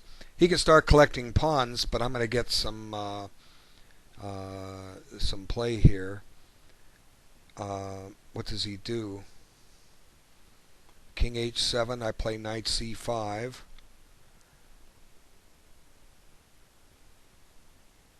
Yeah, I got potential here.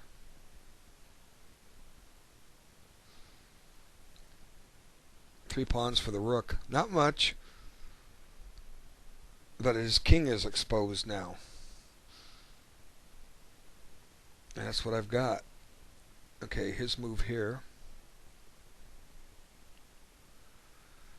Okay, so let's see.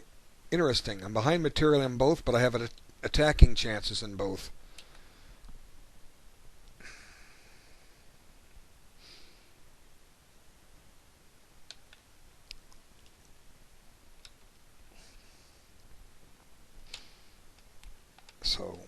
We'll see how they turn out.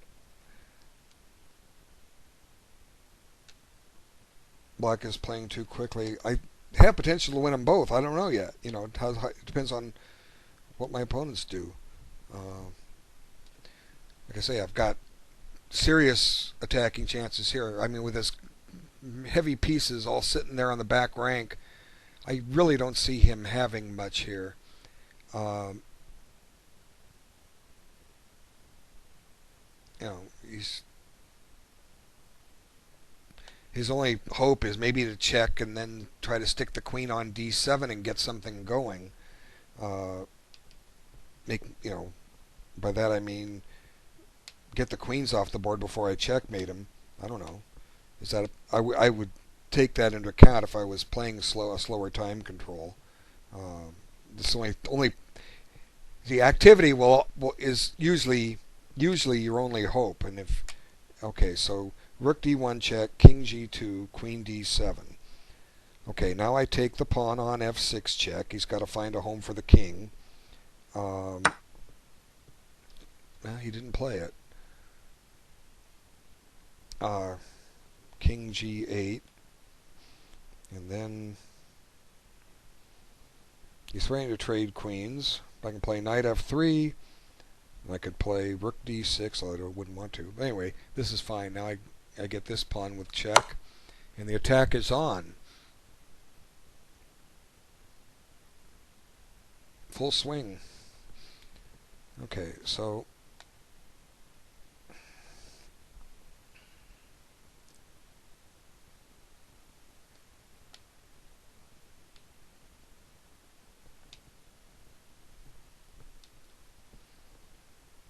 Okay, so he's in check.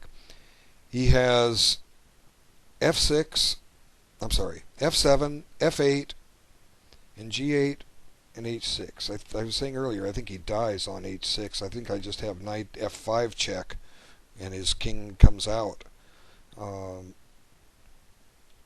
if he plays king g8, I have knight takes g6, which threatens to play knight e7 check, which threatens to play queen h8 check. And if pawn takes, I take with the rook, and if he goes on the side, he gets mated. If he comes, okay, he played there. So now just knight takes g6.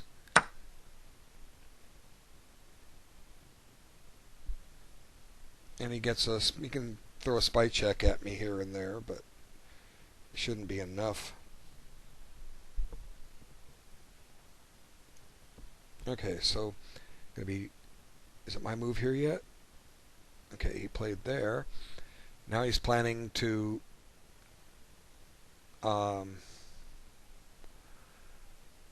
take on f2. Well, you dirty rat. Okay, so if I take on g6, he takes on f2, and I get checkmated. So how do I stop this? The answer is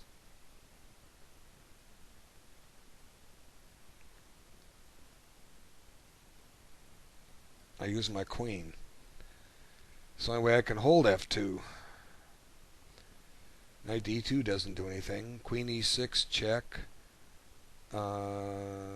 Doesn't seem to do anything.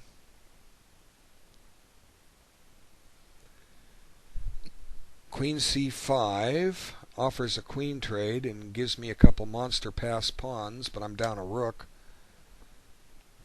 Let's see, let me get this other game over with. I think it's just about over. There's his check. Now, what spy checks does he have? Not too many. I'll just bring the king up. Where do I want to put it? f2. Because he doesn't have a check on f8. He has a check on d2. I go to e3.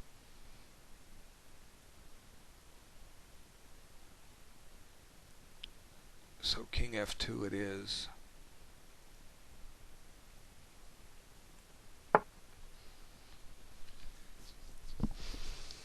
Okay, so do I want to trade queens here?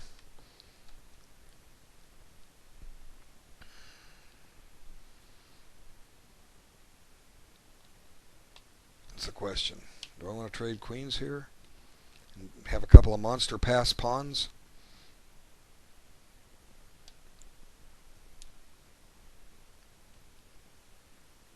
Or do I want to keep the queens on? I have queen c5 and queen b6. Looks like, unless I give up my queen on f8, those are my options. So it shouldn't be too difficult to decide between the two. Yeah, what other choices do I have? f4? My goodness. That looks extremely risky. Although, yeah, it could work.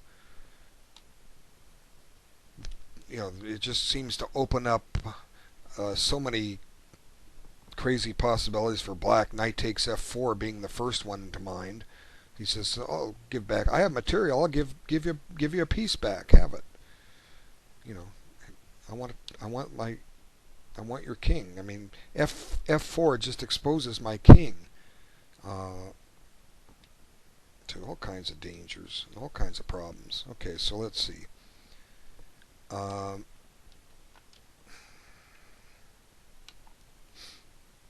See, the beauty of trading queens is that I have two connected passed pawns on the fifth rank, and I have a bishop and knight ready to help them.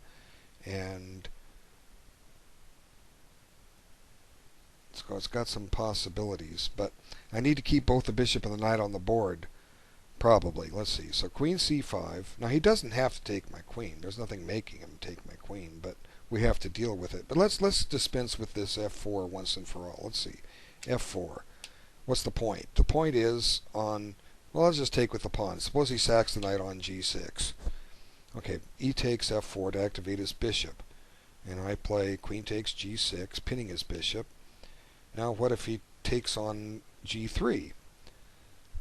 Oh, wait, no. I can't take his knight on g6. It's covered by his queen. My goodness. Oh, God. Okay. Been thinking that thing's been loose. I can't see a one-mover for the life of me. Okay, queen c5. That's the most interesting one. So queen takes, I take back with the pawn. Now, he doesn't have that many active pieces, so he could try knight e7, and I play bishop c4, threatening a discovery.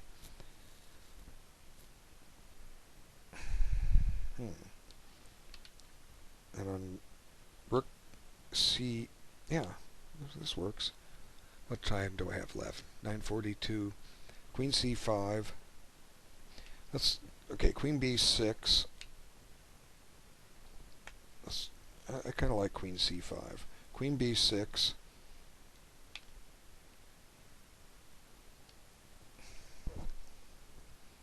What does he do against queen b6? He doesn't want to take on, well, he could take on a2. So queen c5, he could take on a2. And I play d6. And if he blunders with queen takes b3, I have bishop c4 check, winning his queen.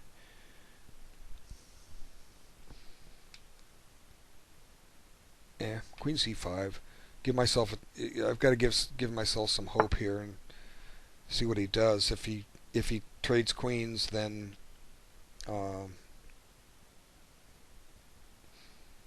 if he trades queens, I get a couple protected passed pawns. He can take the pawn on a2 here, but I'm not so much worried about that guy. I'm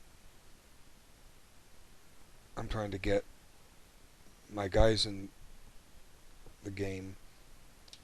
So I did take away a square from my knight by going there, but like I say, the pressure's on him. Okay, let's see. The other guy to move yet? Oh, his clock's still ticking.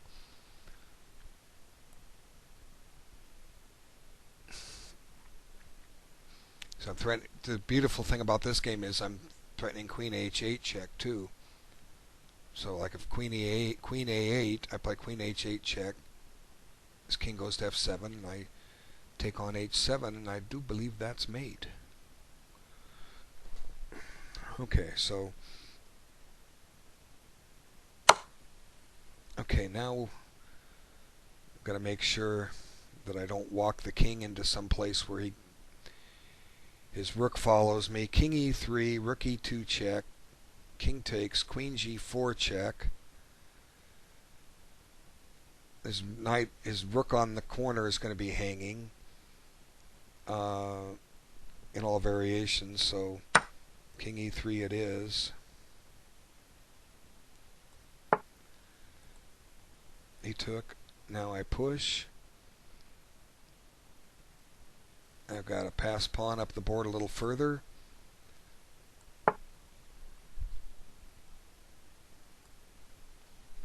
Okay.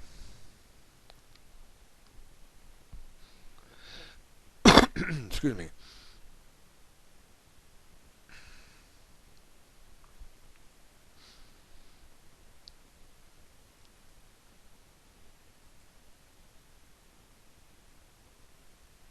So for what it's worth, I'm about to get a pawn on the 7th rank. How does he stop it from getting the 7th rank? Rook d8? I don't know. Rook d8. It stops. But I'm going to get my bishop activated. His pieces aren't all that active here, except he's covering f2. Darn. Strange position. I'm down a rook for 2 pawns, but I got the passed pawns running up the board. What did he do? He checked me, as I thought. Now let's see. After I take it, what checks does he have? Queen d8 check. Put my rook on d6. Does he have a check after that? Nope. See. King takes. I was wondering if you do this. Queen d7 check. I put the rook on d6. Same things hold true. Okay. So now I'm up a piece with an attack. Okay, what did he do here?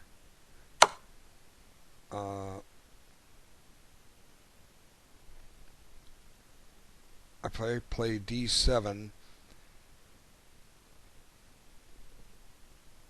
okay, got his king out of the corner. If I play d7, the threat is to play queen takes f8 check.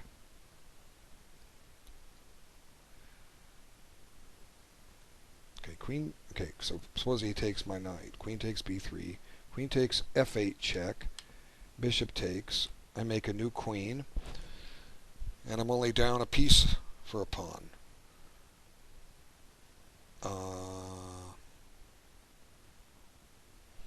Queen takes b4. Queen f6 check.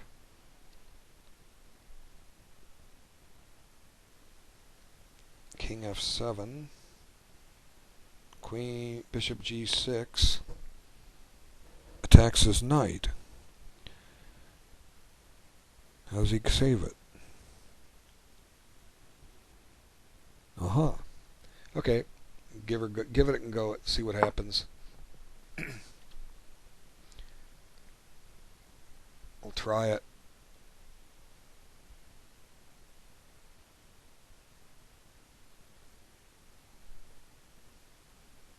Sometimes the passed pawn on the 7th rank is worth a rook. Sometimes it isn't.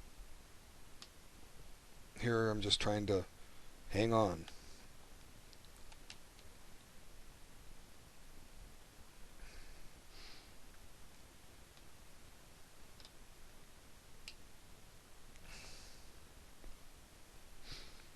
Of course, he can always take on f8 with his knight, not with his bishop, but I do get a queen back. Looks like this guy's given up. Let's see. That's won by... Yeah, how about that? Okay, so I won this game.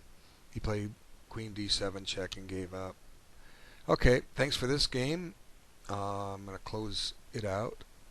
Well, not yet. Someone else wants to be my friend. Accept. Okay. I accept all friends' requests. Okay, let's see.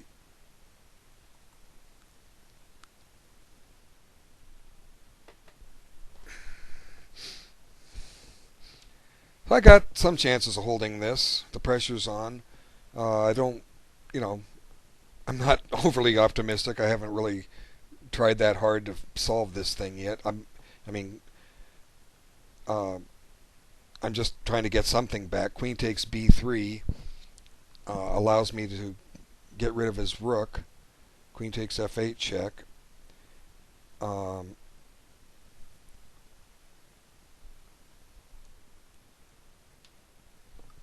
he could play Queen a8 here,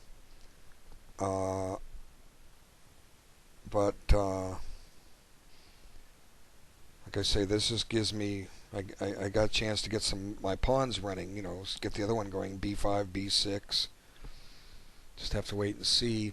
I do have the advantage of time.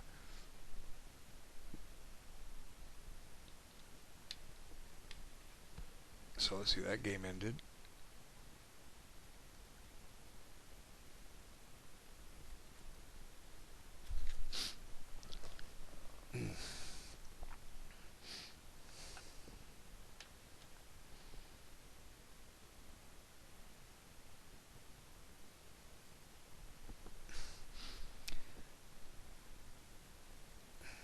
Last time I had one win, one draw, one loss. This one I have 2 wins in this game.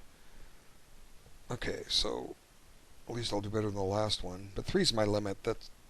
It's not so much whether I win or lose. It's it's what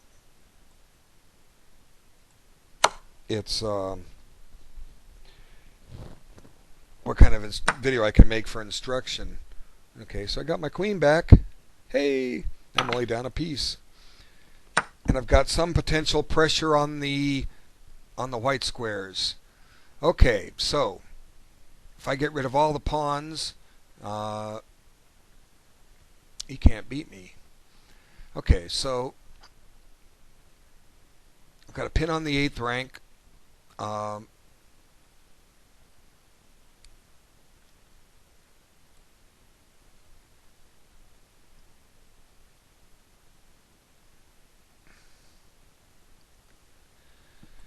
let's see. But it's much better to be down uh, a piece than be down a rook. Although all my past pawns went bye-bye. It was the best I could see. Um, I don't know. Didn't have to, but it's what I chose, and it's what I'm stuck with. Okay, so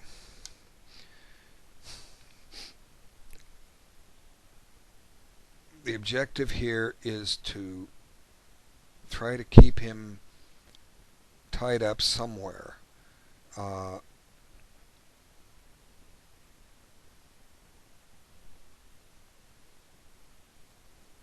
okay, so what ideally I would like to be able to do is activate my bishop.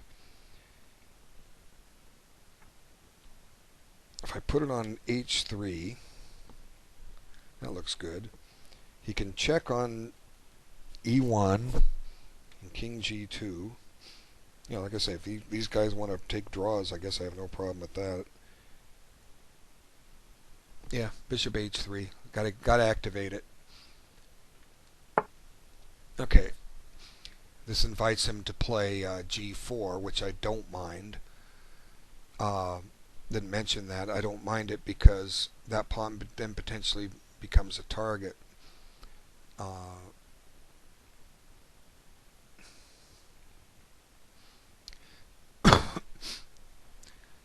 That bishop can be attacking it from another square. I'm just trying to activate. I got to get active. Ideally, I'd like to get the bishop to f5. That's what I'm trying to do. Um, if it's on f5, it provides some pressure against his king. Okay, so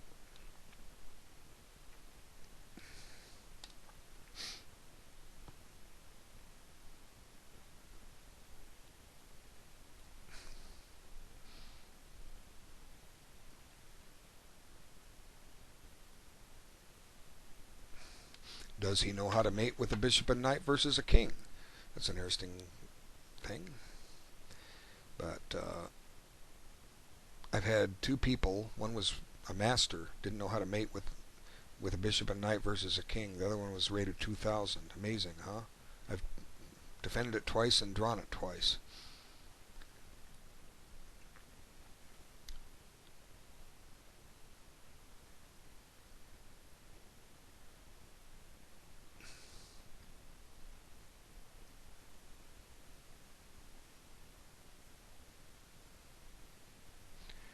So let's see.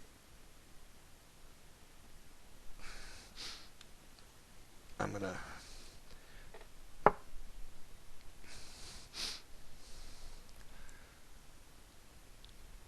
what's he threatening? He wants to trade queens. Well, I don't want to. I'm going to keep my pin on the back rank.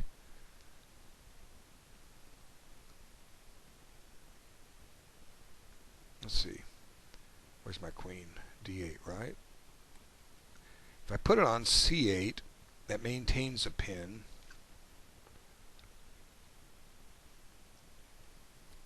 And for what it's worth, it stops G4.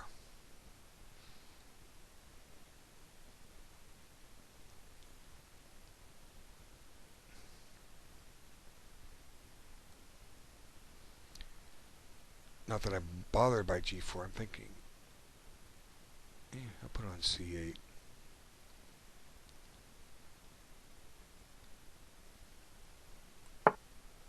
Okay, it's on C8. Let him think. By being on C8, I keep the pin on the knight, and I'm preparing to activate that bishop of mine. Pressure on the light squares. I need to take a walk here in a second. It's almost been 2 hours. Restroom break or something. Of course, I don't have much time, but then again, neither does he.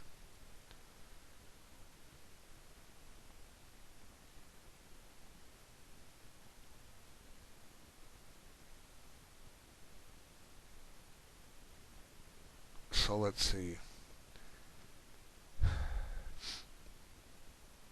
If he pushes E4 to try to activate his bishop, that pawn could become a target, and that's what he does.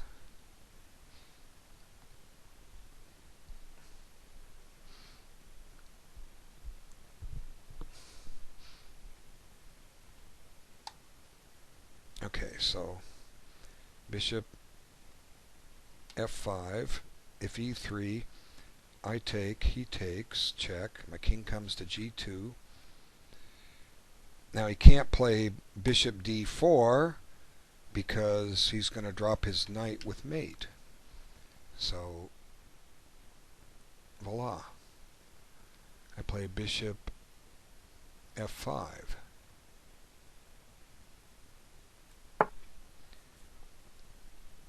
And that's my move. Now I'm going to take a walk. I will be back in about 2 or 3 minutes.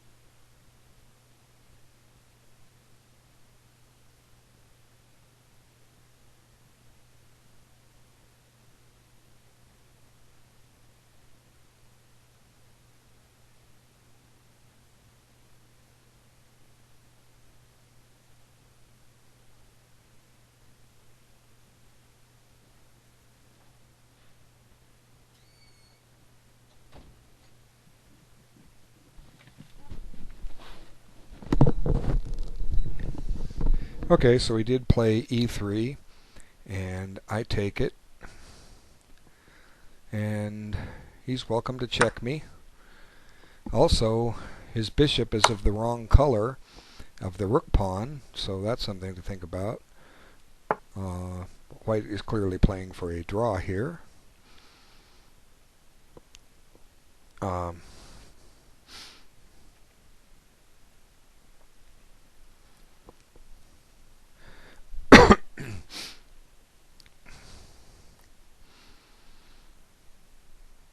Let's see.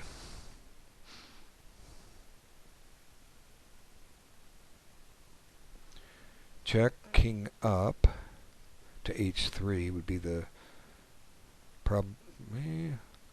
Queen e2 check, king h1, queen f1 is mate, queen e2 check, king h3, queen f1 check, king g4. Could get interesting.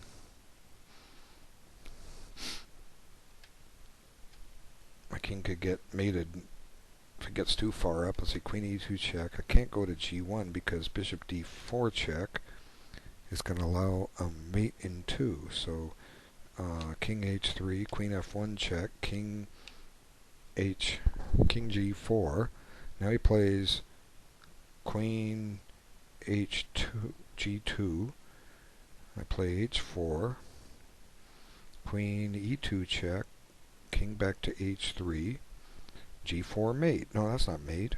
My bishop covers it. See, I can't see a one mover. I gotta. Oh, master of pre-move. Well, if you're a master pre-move, good for you. They're risky. Your opponent may surprise you and play something you didn't expect. Okay. Bullet chess is not the way to go. Okay, let's see. He's down to 5 minutes, but he's got the 45-second increment. He's got plenty of time to figure this out. But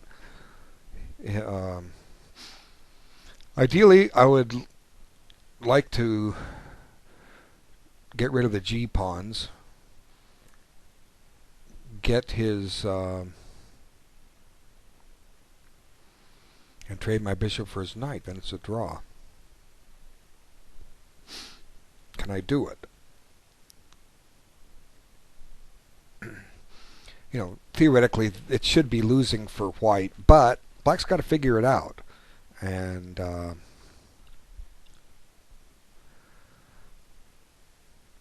I've done the best I can, I think, with my pieces here. I've got them active. If he plays king g8, I'll just play queen c4 check and repeat the position. So his knight can't move, it's pinned. His bishop can't move, it's guarding the knight. He's more than willing, I'm more than welcome to give me one of his pawns. Let's see, can he do that? Queen g4, bishop takes, that covers e2, so he's got to check first, king up, g4 check, bishop takes e2, queen f1 check, king h4, bishop f6 check. See, my king's going for a walk. King h5, and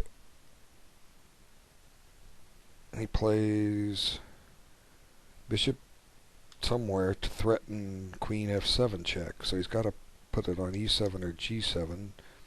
No, he's not threatening. Then I just play queen e8, and I'm covering f7. Yeah, that should be okay. It's not that easy to win this.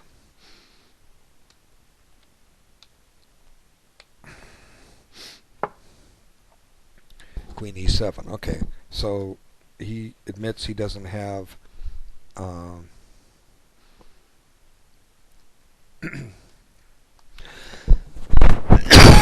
sorry. Okay, admits he doesn't have a mate. Now he's planning to activate his bishop, so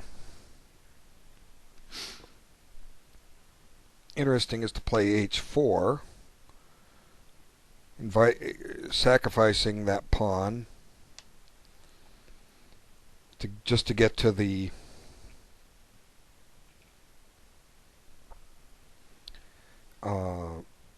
potential ending where I trade bishop for knight and trade queens and draw.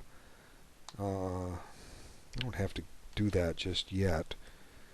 Okay, he's trying to activate his bishop. Okay, that's a good idea. So let's see. Suppose I play queen h4, or I'm sorry, queen c4. That keeps his bishop out of d4, and it covers e2. Now it frees his knight, but that's okay. I might trade it. Bishop knight d7. I always check him on c8 again, drive him back.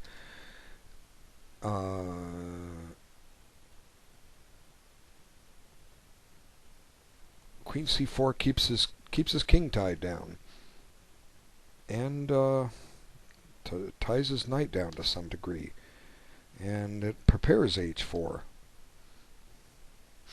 Okay, so queen c4 it is. Let's see what he has.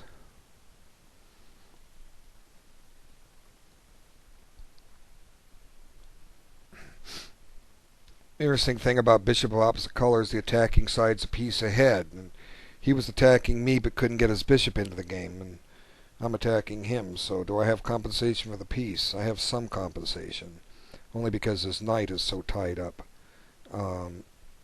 King g8 is prohibited. His king has no move. If he moves his bishop, he can go to e5. I can play h4, try and get some war pawns off.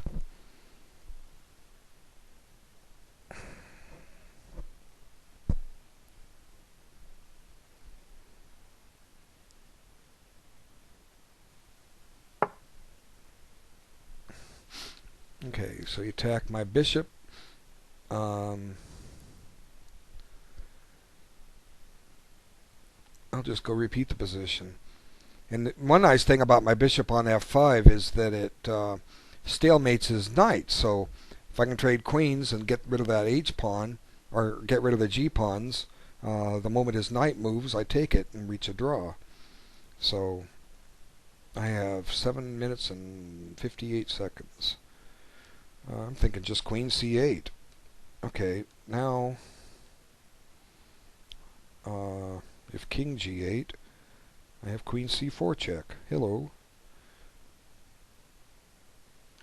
So queen c8, and let him have queen e2 check, which he had before. Okay, so queen c8.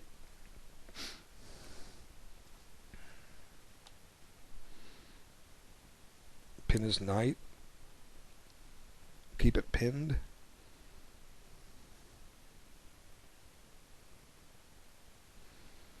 Can he get anywhere with h5? Well, like I say, I'm liable to play h4 at some moment, but then g4 could come in.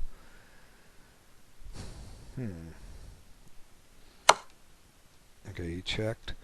So I got to go up to h3, as explained.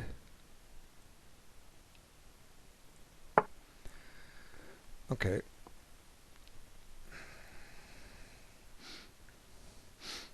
Or if he plays h5 now. They could have done this last move. h5 now threatens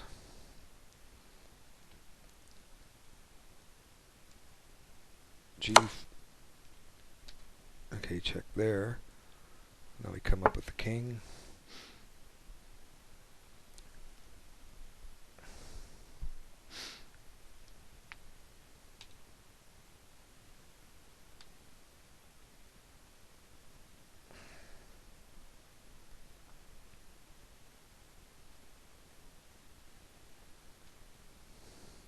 I'm gaining time on the clock, so is he. Maybe his move was to play h5.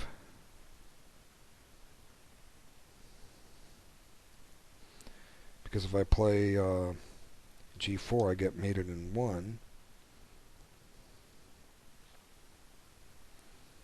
I'm kind of having to give up the bishop.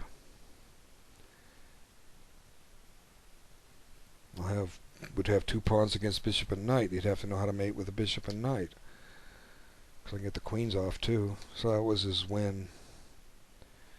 He can go back into it. You know, last week a guy missed 3 consecutive mates in 2. Oh well.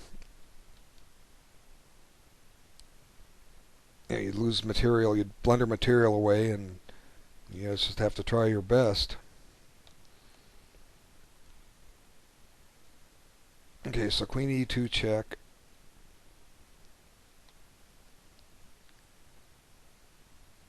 Forces king h3. Then on h5,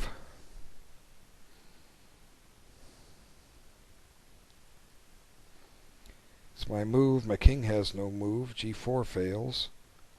I have to play something like bishop d7.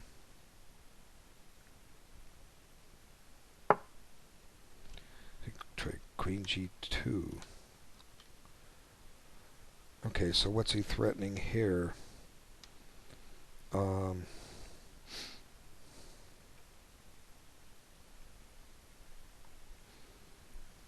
play h4 here. Get rid of some pawns. He has queen e2 check again. King back to h3.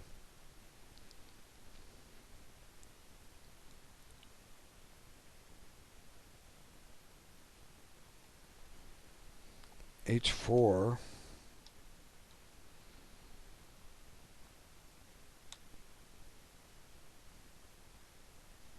If he takes, I take with the king, and I've left him with his h-pawn.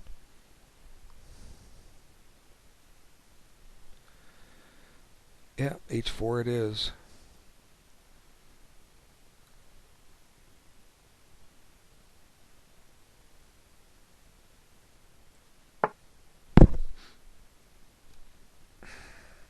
Trying to get all the pawns off the board.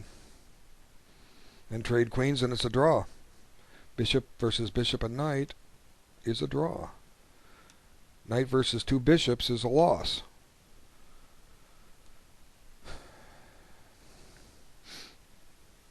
Okay, he's got 3 minutes.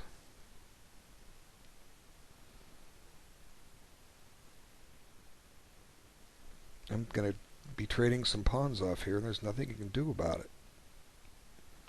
Let's see. Queen e2 check. King there. Queen g4 check. King takes. Check. On f1. King f2. Or h2. Queen f2 check. King h3. Doesn't get him anywhere. So, I'm getting closer to holding this.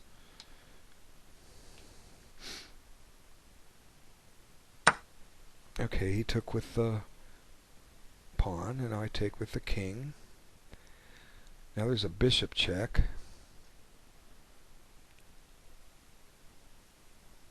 Gotta be careful about this. Forgot about that bishop check. Okay. Pawn takes. Okay, gets a bishop check. My king comes back to g4. Now he has the e2 check. I go to f4. Now he has a check on g5, which sure looks like mate. Yeah. h4 wasn't good. Okay, let's see. I can't take with the pawn. That's illegal.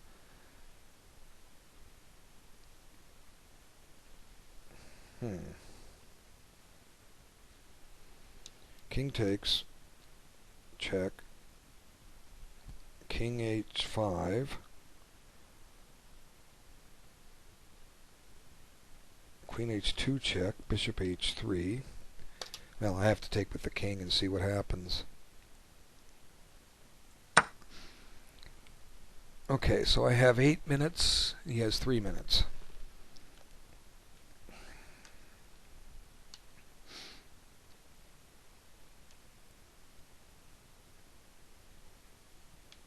So bishop f6 check is this king h5. On queen h2 check, I have bishop e3. Queen e2 check. Hey, I can offer my queen. Queen g4 allows queen e5.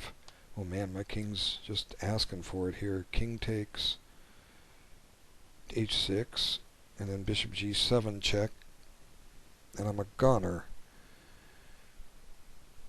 So, gotta be careful here.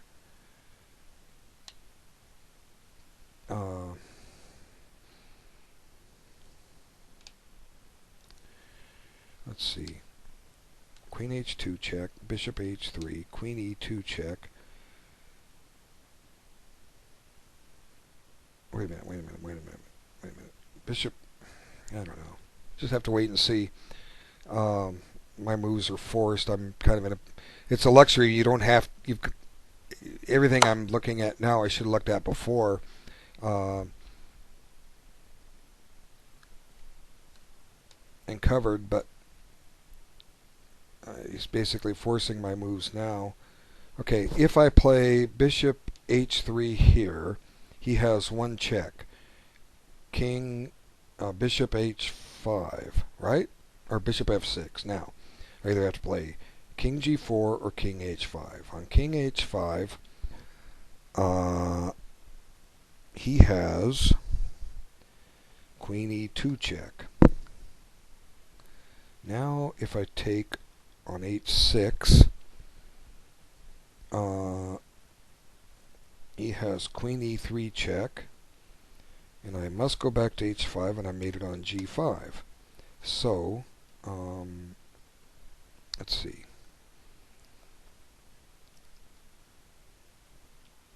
I have two legal moves here. King g4 and bishop h3. King g4, he has h5 check for what it's worth. My king just goes back to f3, I think, and he's running out of ideas. I think I have to go to g4. I have to get off the black squares. Okay, so let's see. King g4. Now if he plays queen e2 check, I come back to h3. So I got to get off the black squares. Okay. Let's see. Bishop, king g4. What's he going to do? Queen e2 check. I come back to e3. Okay. He can't try bishop e5 because f8 falls. So king g4 is the move. Playing on the white squares here. Okay. He's got 2 minutes and 26 seconds left.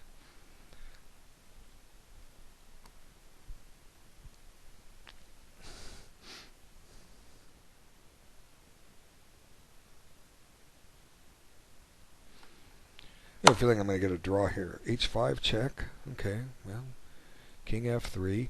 Just play on the white squares. As long as I can.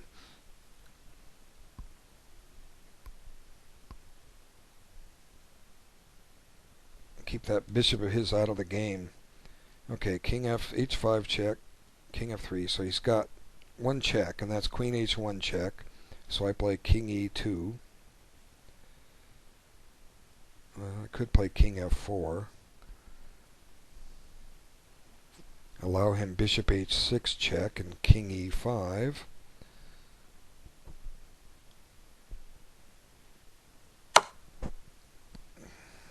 Let's see. Okay, I got 7 minutes and 51 seconds to figure it out. Where do I want to go with the king? Okay. I don't want to lose the g-pawn.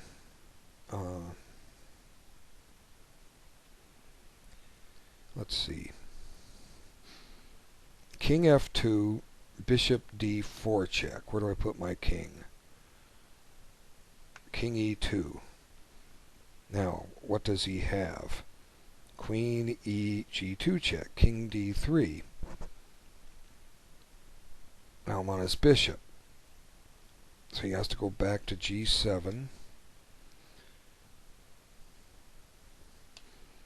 Now G3 is loose.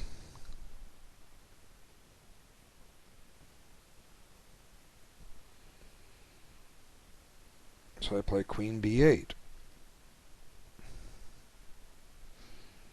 And he checks me on F3 and wins my bishop. That's no good. So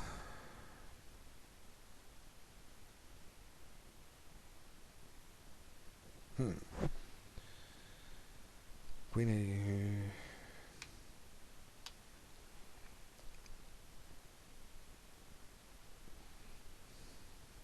King H2. Queen G2 check. King D1. Queen takes G3. Now I've lost my pawn. But if I can trade queens, he can't win because he's left with a rook pawn of the wrong color, and I can believe I can force his knight off. Although his king can come up to G5 and bother my bishop. Maybe zugzwang me somewhere. Let's see. How do I trade queens here? I've got 6 minutes to figure this out. Okay, so let's see. King F4. That allows a check. It also allows Queen F1 check. King G5. Queen. Now I'm on H5. King F4 might be the way to do this. King F4. He has bishop H6 check. Okay, fine. I must play King E5. Now my king's active. Now what was I saying? Queen E1 check on the pawn. King F6. Queen takes G3. Now he's threatening mate on G7.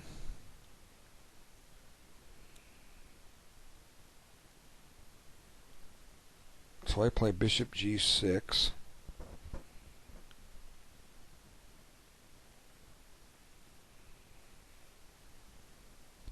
This can't be any good. I'm running out of time.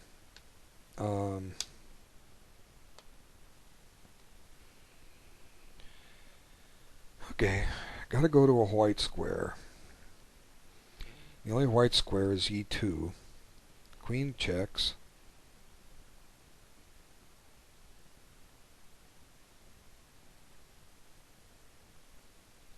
Of course, you know, I can just leave my king on the board and he can't shove his pass pawn.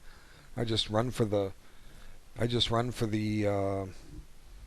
center of the board where I'm not in any trouble.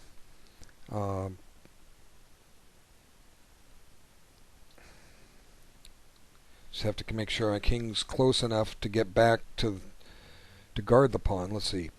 Queen H1 check, King E2, Queen G3 check, King E3, Queen takes G3 check, King E4. Now how does he make progress? If he tries H4, I just put my king on D5, and he can't shove his pawn because it's going to be lost. So he tries Queen E5 check, and I put my king on C4, and he still can't shove his pawn. And if he moves his king to G8, he still doesn't have his knight unpinned, and I just bring my king back to D3. So how does he get his knight unpinned? The answer is he doesn't. So now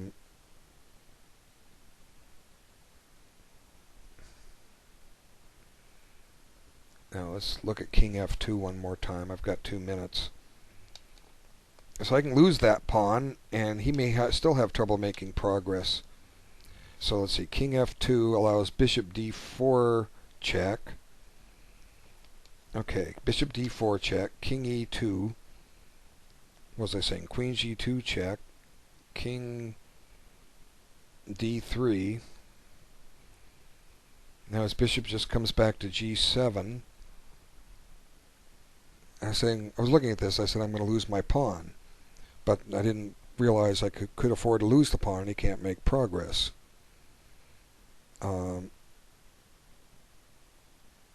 Maybe I played g4. Then he pushes h4.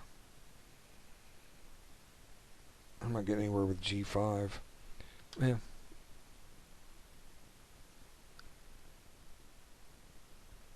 King f2, bishop d4 check. Have a minute. Bishop d4 check.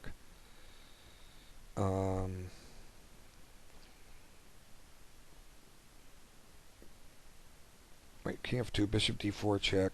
King e2.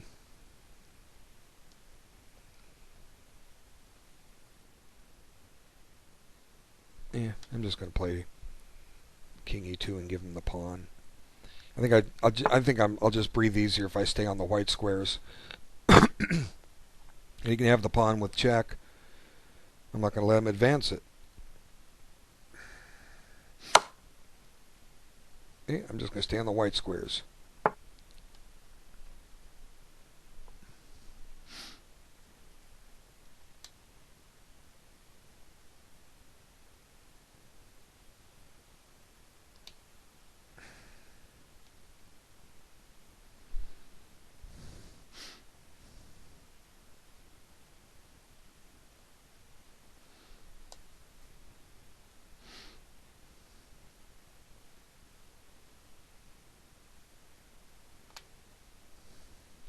If I stay on the white squares, he's going to have a hard time making progress here.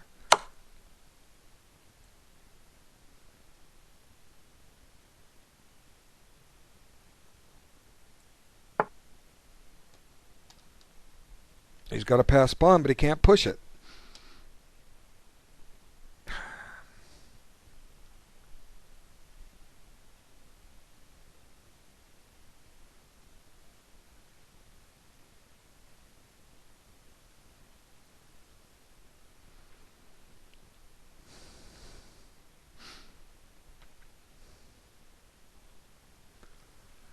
Meanwhile, I might even be able to generate some threats on that pawn. I don't know. We'll figure it out.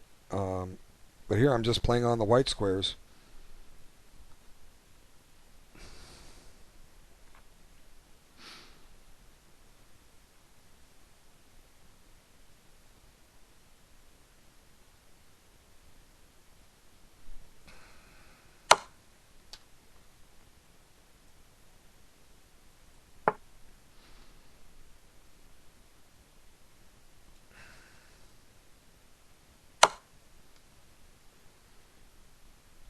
Okay, well that should do it. I should be able to draw this now.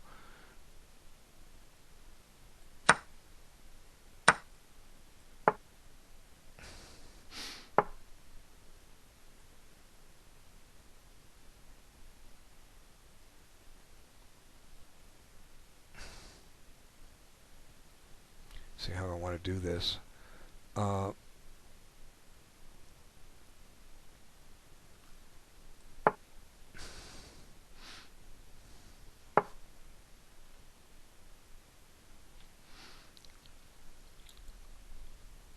Okay, let's see. Gonna have to let his knight out. The idea is to go try to win that pawn. He can kick me out, but that's okay.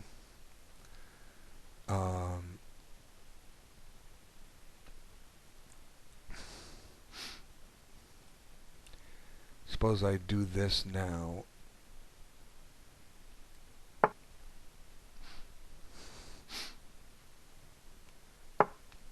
Okay, so we got to restrict the knight, but threaten to grab the pawn. Let's see.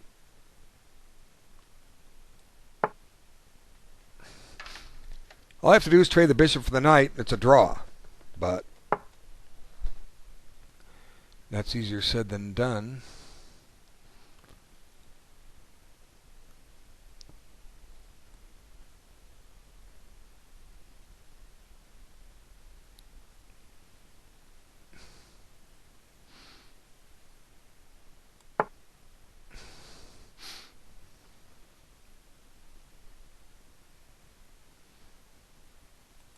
Maybe I should have taken...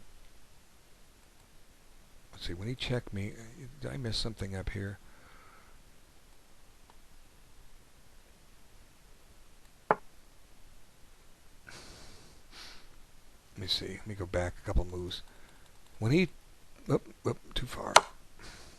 Go back. Okay, let's see.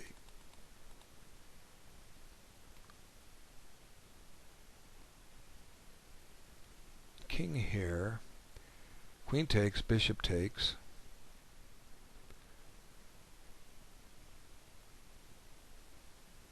Might have been able to win his pawn. Oh well.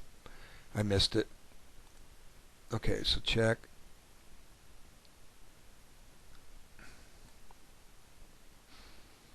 Let's see. How am I going to do this?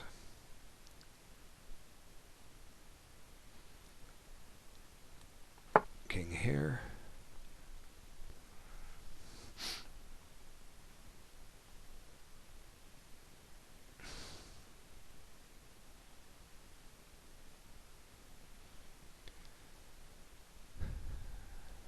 King g4.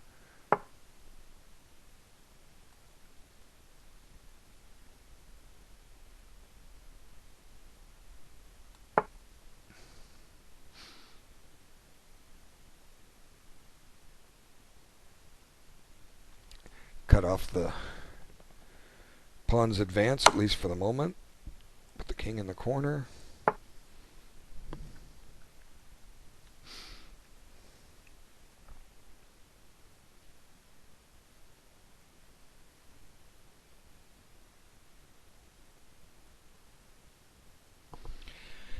So, got to play on the white squares here.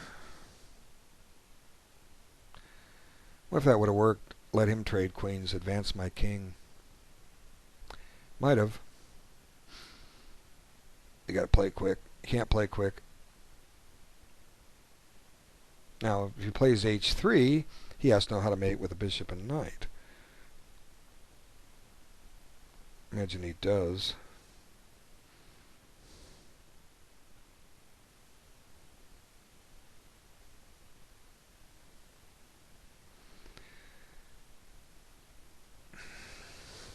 So my bishop is keeping his king out of a couple squares. If he advances the pawn, he's showing he knows how to mate with the bishop and knight.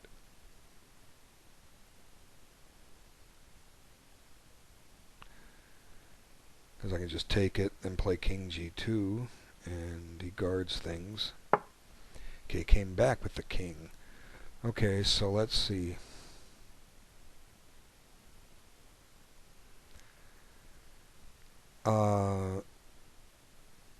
Where's he trying to go with the king? To f2?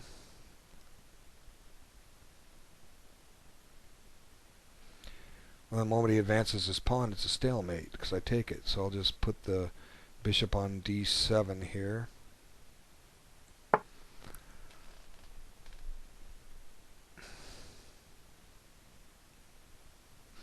Now he can't push it because he's going to drop a piece. If I take it, he takes it. I take on h3, he takes on h3, I play king g2, forking his bishop and his knight.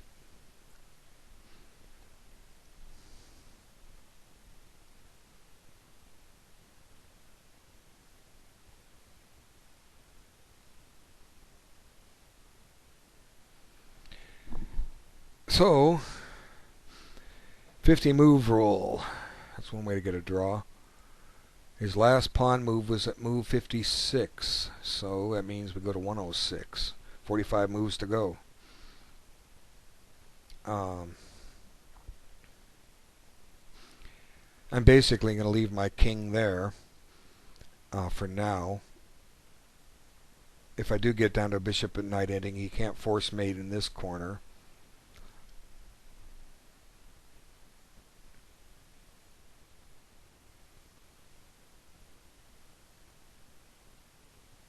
Okay, king e5, king...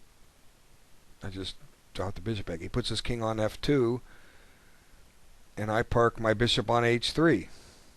And he can't take it because it's stalemate. So at some point he's got to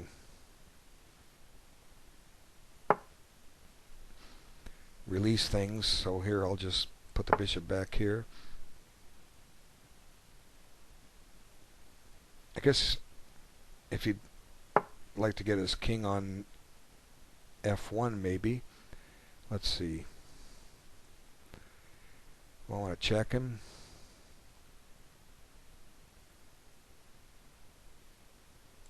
Let's check him, just for the fun of it. And now I'm going to put the bishop back.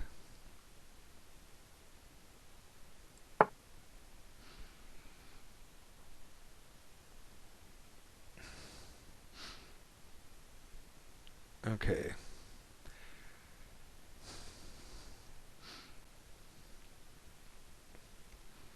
H3 still fails. I take it. And on king f2, see, what I'd like to do is get his king to f1 and mate me with knight f2. But his king's on a white square on f1. I'll check him out of there.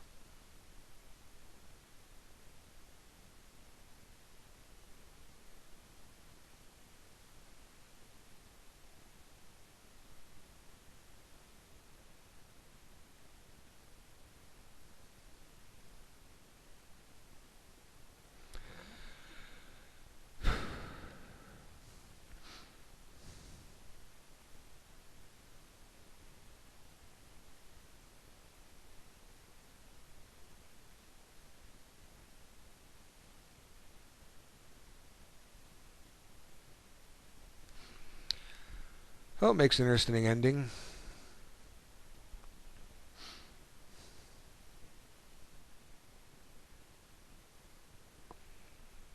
To say the least. He plays his knight to e2. My king gets out.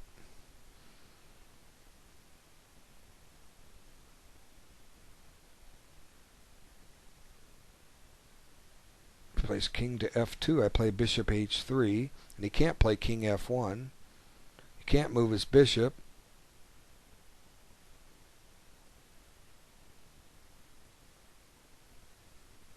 And if he moves his knight, I'm liable to play bishop f1 and offer all kinds of stalemates.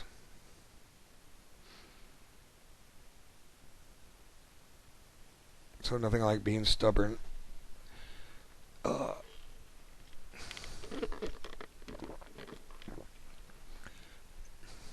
It is 10:48 my time. Happy to get another Simul out of the way. What's this game still open? No, we can get it out. We can get rid of this game now. Just play on the 1. Okay, come on back, game. There it is. No? Come on. There it is. Okay. Objectively, if he doesn't have the knight, it's a draw. If I don't have the bishop and he doesn't have the knight, it's a draw. If he doesn't have the bishop, it's a draw. But he's got the bishop and the knight. How can he win this? I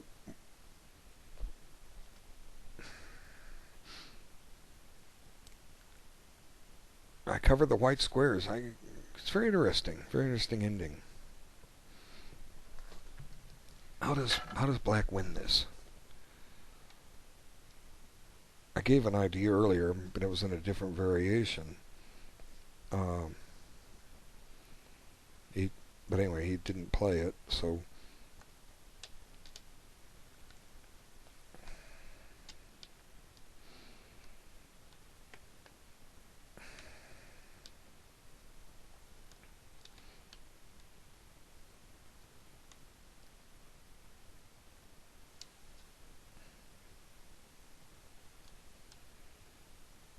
his knight needs to get active. Okay.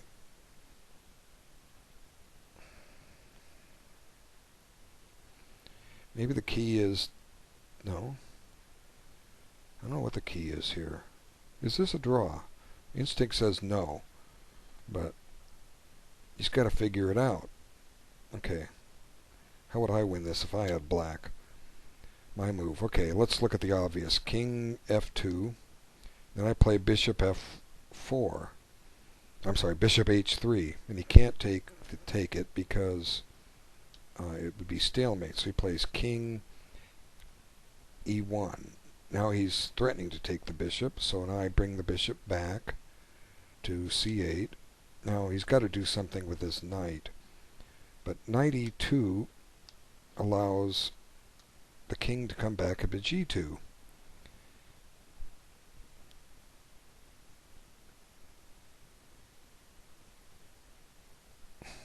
Very, very strange position.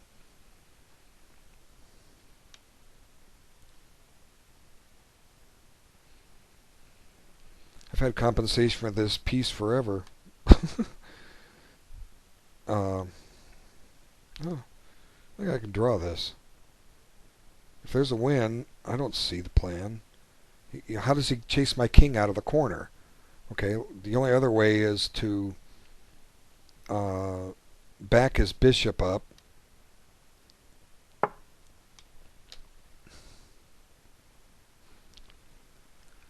Okay, he's changed his bishop's position, so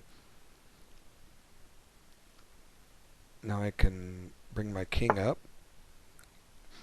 Now I can't advance his pawn.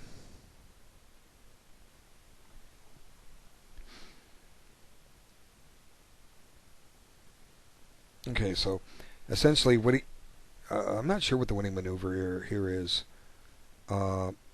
His king needs to help out somewhere.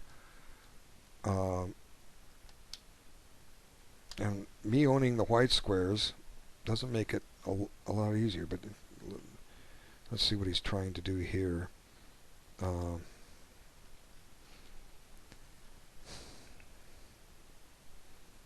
Okay, so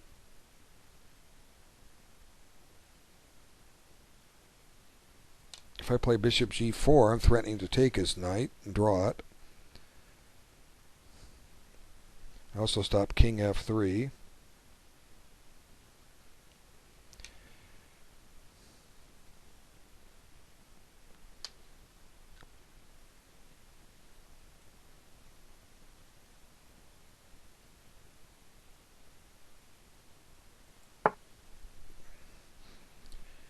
Okay, so what's going to do about that? Bishop G4.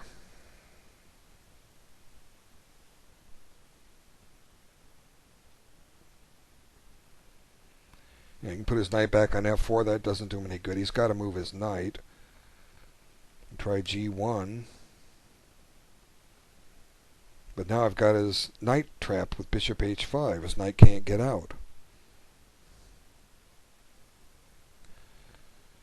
And eventually,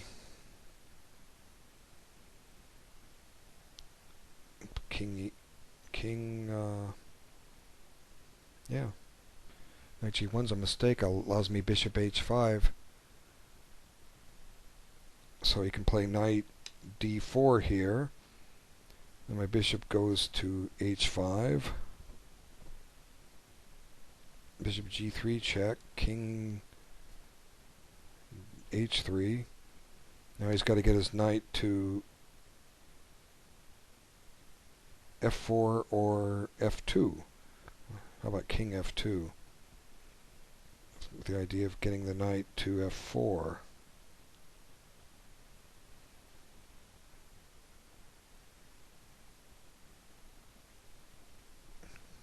I don't know. Let him just act. There may be a win. I mean, theoretically there could be, but sometimes finding these things is next to impossible. So king F4. Oh, that's a draw.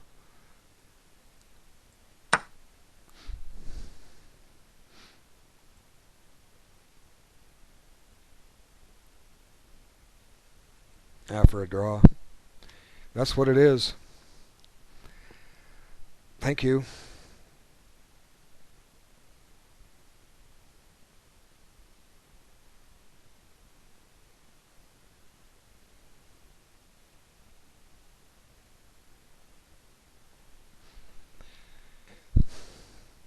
I could lose my bishop and the game's a draw.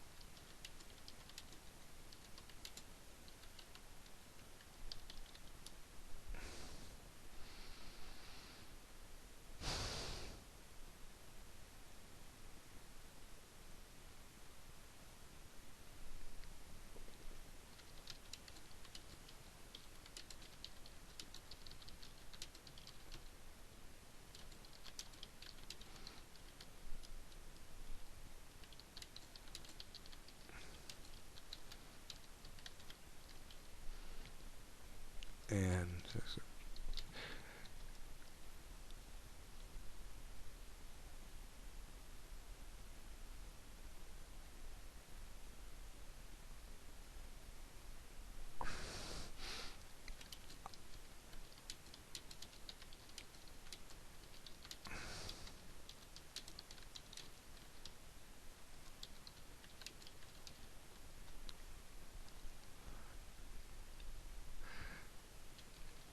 video is made.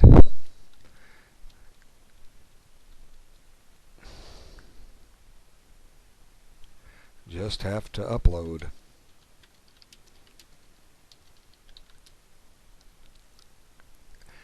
Anyway, thanks everyone for watching. I'm not sure how Black wins this. Theoretically he could, but it's a study. I definitely found the best compensation I could. It's a tough thing about getting a winning position materially ahead. How to win these things? It's tough. Knight G1 allows Bishop G4, and his knight is stuck. I will trade it.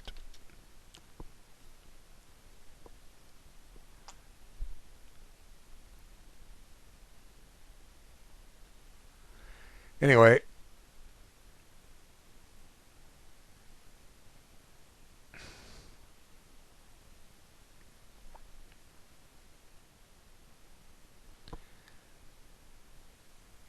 thanks so much for the game. Thanks for your time watching this. Have a great day.